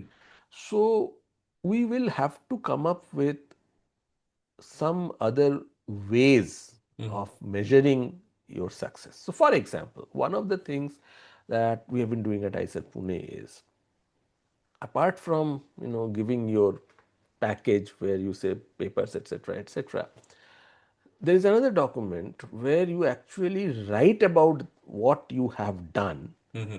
in a totally non-technical way. Hmm. Okay, I'm sorry, I'll take that back. We haven't instituted that, we've been thinking about it. Okay, Hmm. so put the whole thing in a non-technical way, forget about the jargons and everything, Hmm. but put what are your real achievements, Hmm. which problem has actually been solved, Yeah. Uh-huh. in a way that somebody who is an academic but not Hmm. necessarily a specialist in your area can still understand it. Hmm. And if you are not able to do that, Hmm. that tells you something straight. You can Okay. ask Claude that I have done this, and now can you write it such a way that it feels like I have solved a big problem? Uh, if Claude is able to do it Pun in a intended. way Yeah. that experts are unable to Yeah. penetrate that, then there is a problem. Then there's a problem. Exactly. Yeah. We are Hmm. assuming that experts are real experts here. Hmm. Similarly, one thing that we also would like to look at ICER Pune, again, I don't think it's happening right now, but hopefully at some point I would like to recommend this, is that, you know, also see what kind of an academic citizen are you. Hmm. Okay, how many papers are acknowledging you? Right. Okay, in Acknowledging in what the sense ways? not citing. No, no, not citing, acknowledging. So suppose, let's Uh-huh. say I'm in, I work on whatever I work on, ecology evolution, Uh-huh. but there are 5 people in my department in whose acknowledgement list I am because of my ability to, let's say, do data analysis Uh-huh. or solve their statistics problems Uh-huh. or give some reagent or Uh-huh. whatever, some expertise somewhere, etc. So then essentially, apart from doing my own work, Hmm. I'm helping the other guys. But that can work in a department where there are multiple people in similar areas, or there where there's a culture of discussion. And I said there's a culture of It discussion, doesn't, but it like doesn't for work in those instance, places where my there is no department is very culture of discussion. atomized. So for instance, it won't work in my department. Yeah, this kind of So stuff. Yeah. therefore, then your department Uh-huh. has to sit down Uh-huh. and come up with a list of what good citizenship practices they would like to come up with. Hmm. Okay, I Hmm. think good citizen. I mean, this is again at a very departmental level. Hmm. Good citizenship, which is beyond AI, Hmm. come up with those and tell them Hmm. that these are things that will be considered. Let's see what people Yeah. take up. And I think we need And to refocus on education as well, because in at least in America, what oh yeah, happens is that, you think that you'll go to a big institution, and it is less true at my institution and more true at like much higher, much bigger names. You think that if you go there, you will be taught by big professors. No, big professors have bought out their times by grants, right? you are taught by mostly by TAs. So We are very lucky at ICER, in the ICER system and the IIT system. mhm. You cannot buy off your teaching time. Yeah, so exactly. So Yeah. so so the thing is, I think it will also force us to refocus on education, especially with the reduction of federal grants and everything, generally Look, speaking. that is a Yeah. much bigger issue that you are talking about. Even Uh-huh. in India, Uh-huh. there are so many colleges. See, ICERs and IITs, they are outlier systems in There are India. outlet systems, yeah. Uh-huh. In many places, in many state universities, Mhm. there are no permanent There are no positions. permanent positions, yeah. It has followed. There are more like at most state universities in India, there are like 5 to 10 times more administrators right now Hmm. than permanent professors. Yeah. Yeah, I mean, I was having a chat with Professor Meva Singh when he Yeah, was it's the here, same at Mysore right? University, yeah. Yeah, he was telling me it's really bad state. Yeah. So when most of the teaching is being done by people who are hired on clock hour basis, Mm-hmm. who are hired only for the semester, which basically means that they have, jobs only for, Mm-hmm. let's say, 4 months here, 4 months there, and nothing in between. Mm-hmm. I mean, you can't expect those people to Mm-hmm. be serious about teaching at all. No, and how Huh, much you pay them, you cannot expect seriousness either. that is also true. Huh, Yeah. that is one place Mm-hmm. where I think having AI at a BSc level will help students, Mm-hmm. because in those scenarios where the teaching doesn't even exist, Mm-hmm. there the students are probably better off using AI to teach themselves. Mm-hmm. Okay, and Right. if properly done, it can be done. But then that should not become an excuse Yeah. Yeah. for the administrators and the governments to say that, hey, AI is doing all the teaching. Why do we need all Yeah. the teachers? Okay, if that be the case, then just Yeah. close the university. Students will teach themselves. Uh-huh. Okay, students The will teach themselves funny and stuff is happening. So it is very similar in like, so for instance, in the US, the lawsuits are rising. At least, I mean, that's what I read because now people can can basically use write their ChatGPT. use ChatGPT, right? So lawsuits are rising, and then the other thing is that there's a lot of stuff happening is medical, GPT, a lot of innovation is happening, with automation of, like general prescription, things like that. But at the same time, like doctors are tired because every report that the hospital generates, the patients actually now put in AI system and ask them and whether I have cancer or not, like so your patient is much more informed now with a lot of things and there's so many more The questions. doctors, the good doctors in particular, are very pissed off with it. Very Yeah, pissed I off, totally right? agree. So, I and then totally this are agree. like, no, but ChatGPT said this thing. Do you also consider this possibility? So, a lot of those kind of stuff is happening.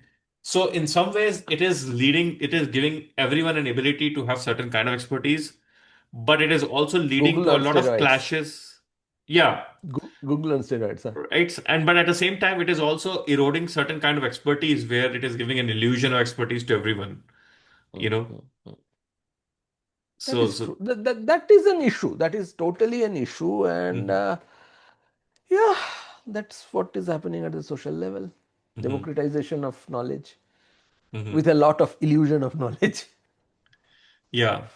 I'm not sure whether it's good or bad. I still have not making my mind on it, It has pros and cons. You know what is happening. Yeah. Okay, many a times when, see, earlier when we would grade something, the TAs would grade an answer in an exam sheet, Uh-huh. okay, and give it back, the students would come back to fight with you.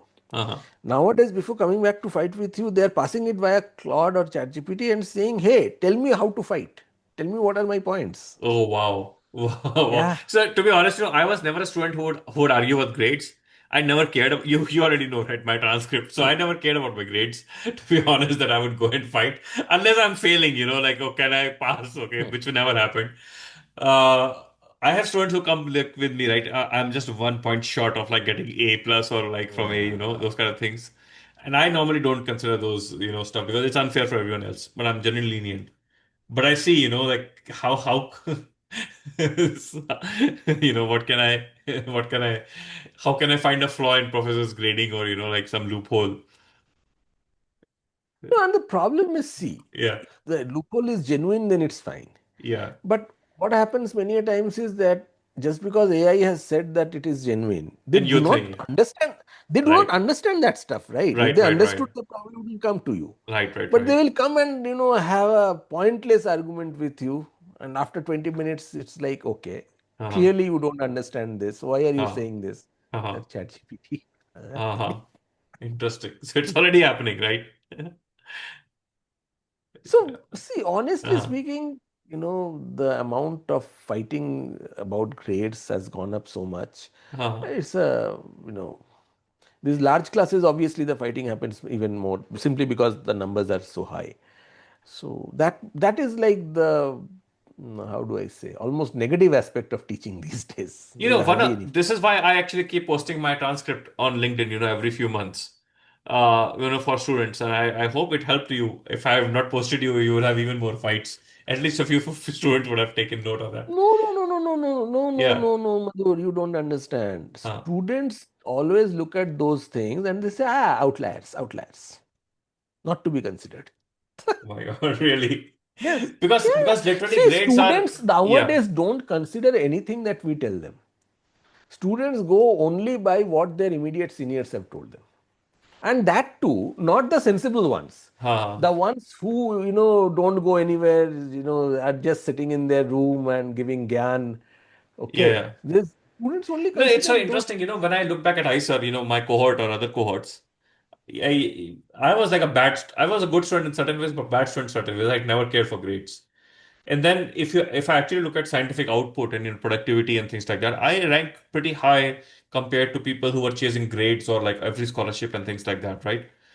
And when it comes to money, I realized that, I was like a topper of my school or something, and I'm nowhere around money. And people who are like really, really mediocre and did some engineering now have like working in Google making millions, right? So grades turned up to be like no predictor of anything, except that if you were passing and you were doing okay, you were doing okay. Beyond that, grades probably have no predictive value in life. We try to tell that to students and they have a single point answer. Uh-huh. That scholarship and that scholarship, the minimum thing to apply is 8.5. That's it. End of argument. Yeah, but they don't I'm like, think but they don't think beyond that scholarship. that's exactly my point. Yeah. That is exactly my point. I mean, Hmm. you are killing yourself to get that grade. Uh-huh. Okay. Uh-huh. That scholarship will take you for 2 months to, Germany or whichever country. Exactly. So I never went for any What after scholarship. that? You remember, Yeah. I did not get any scholarship. I never applied, right? I used to spend my summer time in Pune. Yeah. And most of my learning used to happen when there were no classes and I was in Pune and exploring in my lab Exactly. alone or working with you or like in some hardware shop somewhere, Exactly my right? point. Exactly my point. Yeah. Okay. Hmm. I mean, you guys, see, nowadays, there Uh, is, among many students, mhm. they actually go to foreign universities Uh, for summer with their own money. they think they'll get a Can you, recommendation letter, can you probably. imagine what kind of money it costs? Yeah, this is People are going insanity. even to big institutes in India with their own money. My And I'm parents, like, I think, would have not been able to afford for me to stay in Bangalore at that time for like, for a few months. Yeah. see, my point is very simple. Even Uh-huh. if assume your parents can, Uh-huh. I mean, why should you? Yeah. Okay, fine. Suppose you are in a place where you really don't have any exposure to anything. Yeah. Yeah. And these 2 months are the only time where you Yeah. can get exposure. Fine. Then at least I can understand a cost benefit ratio. Uh-huh. If you are already at a ICER Uh-huh. or you are already at IIT, Hmm. you are already getting stuff which are like top of the line. Yeah. Yeah. Of course. Go and spend time there. They they have no realization that an undergraduate in ICER has more access to technology and to professors than in most US universities, literally. They No, have no, no no, no. idea. That's not correct. They perfectly know that. They Uh-huh. perfectly know that. Uh-huh. The way many people think like this is Uh-huh. I go there, Uh-huh. I get a recommendation letter. Uh-huh. I use that recommendation letter to get my master's thesis. If Uh-huh. I have a master's thesis from outside, then I use those two to get a PhD abroad. And once I go abroad for a PhD, I don't have to come back. This is the chain of thought for many, not all obviously, Uh-huh. but for many, this is the chain of thought. Uh-huh. Like, you know, entire reward system is based on going out and never coming back. It's so fucked up because in most US big cities right now, even if you get a PhD student, you live like a pauper. Your one bedroom apartment thing is more expensive, especially at a bigger institution. Your life is hell as a student for like 7 years, 6 years. You and I have made those points, and you know what the answers are, Hmm. sir. Even then, even if we are able to save 10% or 15% of our thing, when we come back, or when we, that actually will become a much bigger amount. So these are people who are killing themselves Yeah, during the best part of their yeah, lives, living yeah, essentially, just above poverty line kind of an existence. And these are guys who will exactly. not, lift a finger to do one thing when they are here in Right, India. right, right, right, right. Okay, they're totally Exactly. fed and well taken care of Yeah. for doing So, so, God so, knows what. so it's so interesting that when I was at ISA, I never thought of coming out of India, going out of India, right? I went to work with Meva sir for like 12,000, no, 8,000 rupees a month, right? I worked for like 2 years, exploring. And I never came to the US to settle in the US. Like it ends up happening because of circumstances. I was interested in some work, but I never planned to be away from India or to be in a certain country. It was all natural because I liked some work and I just kept continuing that work. But there was no planning No, involved. Like I no, want to be there for that kind of life. exactly. See, you worked here, then you Yeah, worked with Meva, and you yeah. got, you kind of got your path that this is what I Mm-hmm, want to proceed, and you mm-hmm, have just walked on that path, and that mm-hmm, path has taken you wherever you are right now. mm-hmm, mm-hmm, For most of them, the goal is fixed, mm-hmm, and then they're essentially choosing the path that will lead towards that goal. mm-hmm. Okay, they don't really have a good question in their head. And then if it's a thorny path, you get bloodshed. And then if it's like a path of shit, you And get stinky shit. It's and like then it's all about work life balance and yeah, how, academia is so bad and so on and so forth. yeah, right. Forget about academia, just think about yourself. What Yeah, are yeah. you thinking? Which way are you going? No, this is so apparent on LinkedIn because I was never a LinkedIn person. It was only last year that I opened my account a few years back that I started posting, and that is part of I live in a little isolated place and things like that. But I'm still not the kind of person who boasts like how much money do I have or what do I make or things like that, right? Or what my IIT JEE rank was. And I see now students like IIT rank this, KVPY fellow, internship at this, and then Arey, this. forget about that, yeah. they- There are all kinds of pictures yeah. of, okay, whatever. Say, Uh, Tannu, uh, bracket IIT Delhi, uh, where's Mannu, bracket IIT Bombay. I kid you not. These are, actually pictures of stuffs which are, from the wedding receptions and wedding places. oh, nice. Yes. Wow. Oh, interesting. Like their parents are doing homework. Study who is doing the homework. Yeah, yeah, yeah. Like, This is it's gotten interesting. crazy. You got a Yeah. life partner of your own degree. Yeah, I mean, this is not a. I mean, this is okay, but I think it's not a happy life. I mean, if you actually want to make money, right, you start an OnlyFans account, or these days, or you do gambling, or you do go to finance. I mean, No, no, no. If you it, want to make money, there is nothing wrong with it. Spare academia. exactly. I mean, an academia will pay Academia. you, but it will pay you only so much. If you really want to make money, just go full throttle, succeed in life. Exactly. You know, Go full throttle. Go go full MBA. throttle. Go business. Do whatever. Don't spoil Open your academia, open your make own academia business. career nonsense. Exactly. And then don't spew all this, work life balance nonsense. I mean, Uh-huh. undergrads nowadays, in the lab, they Oh, lecture I us know. on I work see life on I balance. see on LinkedIn. Huh? I see this work-life balance by students on Huh? LinkedIn. Yeah, yeah, yeah. Yeah, I mean, I work like probably 90 to 100 hours a week. It might be a lot of different kind of work, but I mean, how can you be a scientist and not work like 90 hours a week?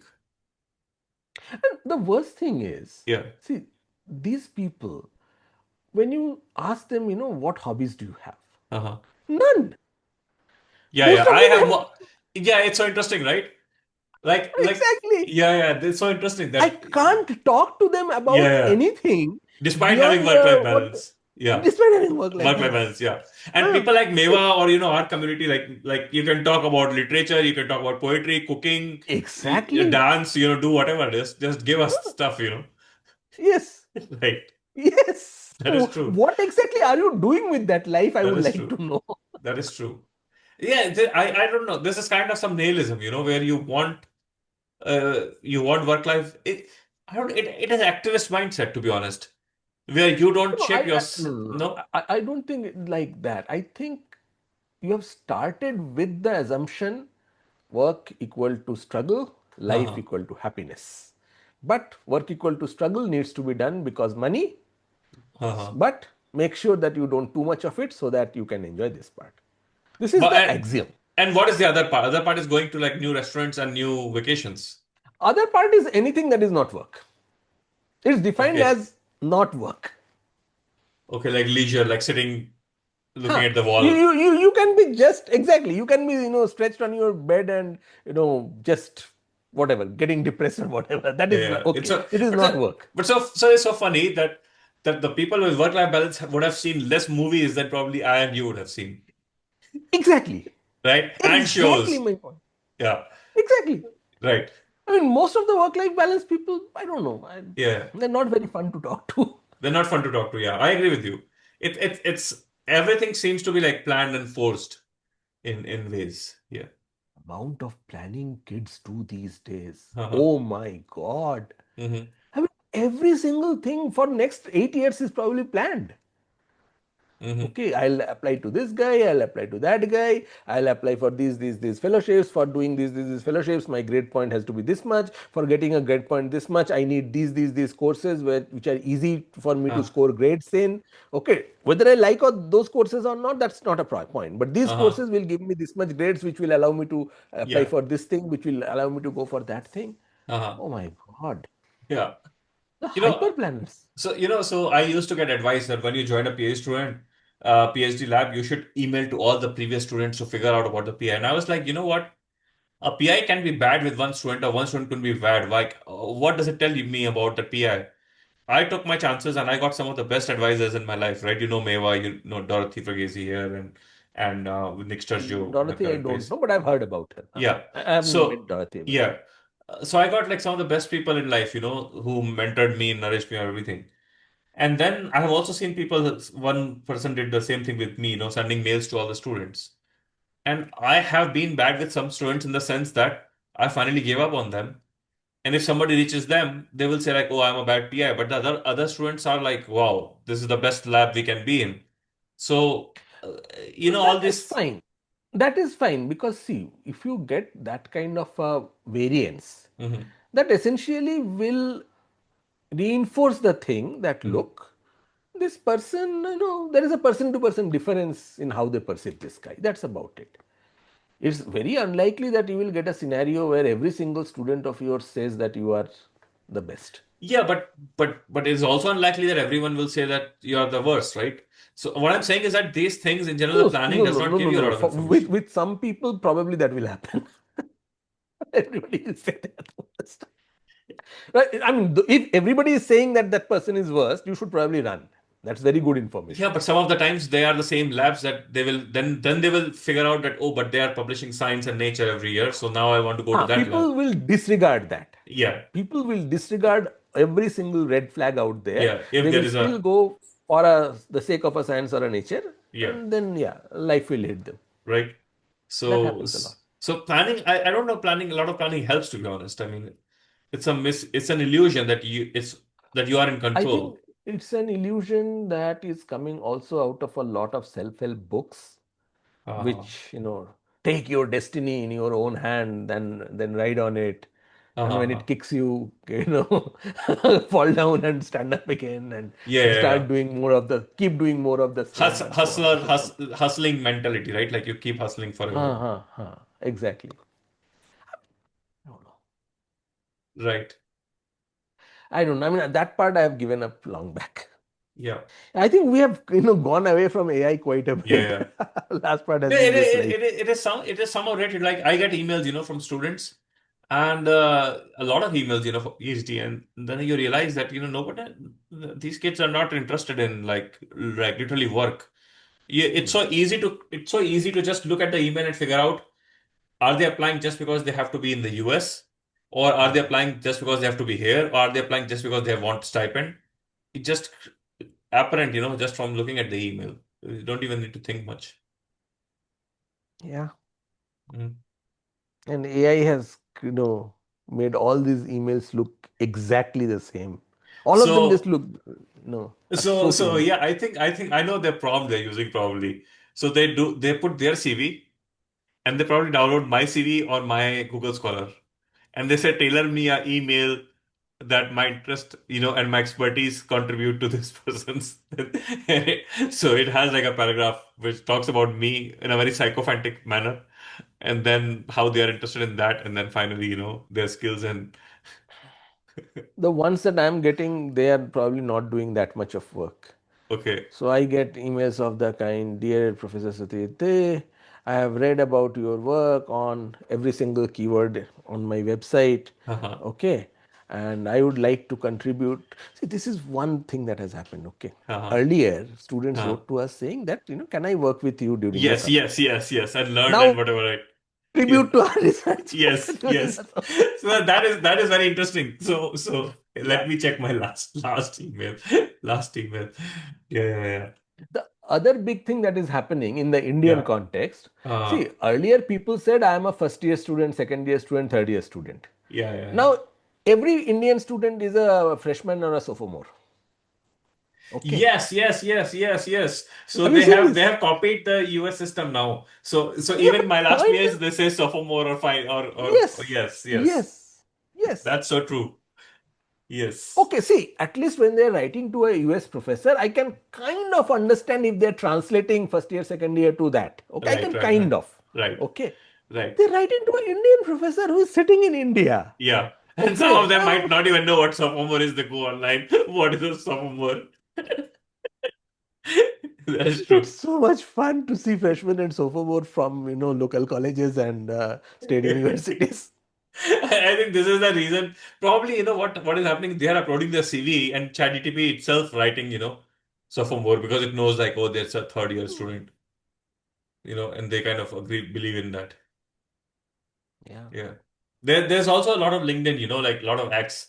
If you are reaching a professor, read two papers, then quote those papers like this. A professor should feel that you are part of you have read their research and you will contribute and your interest aligned, blah, blah, blah. So, See, I try telling people that mhm, look, anybody who is in the field for more than 5 years mhm. and has, any brains, Brain, yeah. they will need no more than 5 to 10 minutes to figure Mhm, out how much you know about their area. mhm, And if you think you can fool them, mhm. then there is a issue. Okay, Uh-huh. most of the No, time you will not I have succeed. been fooled, so I will say like they can. Then you haven't spent sufficient time with them. You Yeah, spend yeah, more time. exactly. It So, will so it will take. look, so I don't know what the current scenario is, but I'll tell you with AI, things are becoming really, academics is actually being reshaped. So one thing is very clear that there's actually lack of good talent in academia. It is real. Faculty, it's becoming difficult to get good faculties now. Okay, as opposed to 10 years But back. that's at a different level. It's at a different level, but it's also happening at the graduate student level. It is becoming harder to get really talented graduate students. It's very easy to get somebody who just want to be there, That is possible because I think fewer and fewer people want to come into hard sciences. right? So that's also happening. And the other thing is that you see you see more and more credentialism, less and less work. It's actually very clear in applications. So there's definitely an aspect of that. Madhur, I think we Yeah, need yeah. to stop. I think it's three, oh, Hmm. I don't know how long is it? 3 hours plus for sure. No, I don't think we have 3 hours, but probably No, no, we're definitely. closing 3 hours. Definitely. Yeah, close to 3 hours. Yeah, close to 3 hours. Yeah. Okay, perfect. I think we digressed in the later part from AI, but it kind of Yeah, yeah. but There is I no but I problem. see a lot of these things as AI reshaping because there's a lot of uncertainty in people's head what would happen. Hmm. So I think everyone is trying to do everything possible to That's true. they have a sense of, discomfort, Hmm. To and be honest, even we uncertainty. have it, We right? have it, right.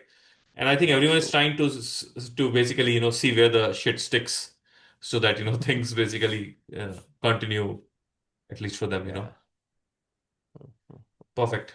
So thanks, sir, for an interesting and friendly conversation. Yeah, I hope people find some value in this. Yes, I And hope for I'm, us, yeah, we can go on and on for hours forever. together, right? And I hope I'm not cancelled for something I said. Yeah. Yeah, I'm more that's likely to die by cancellation than by drowning in water. right. Right. So, Yeah, let's see okay, you. perfect. Bye. Bye-bye. Bye. Yeah.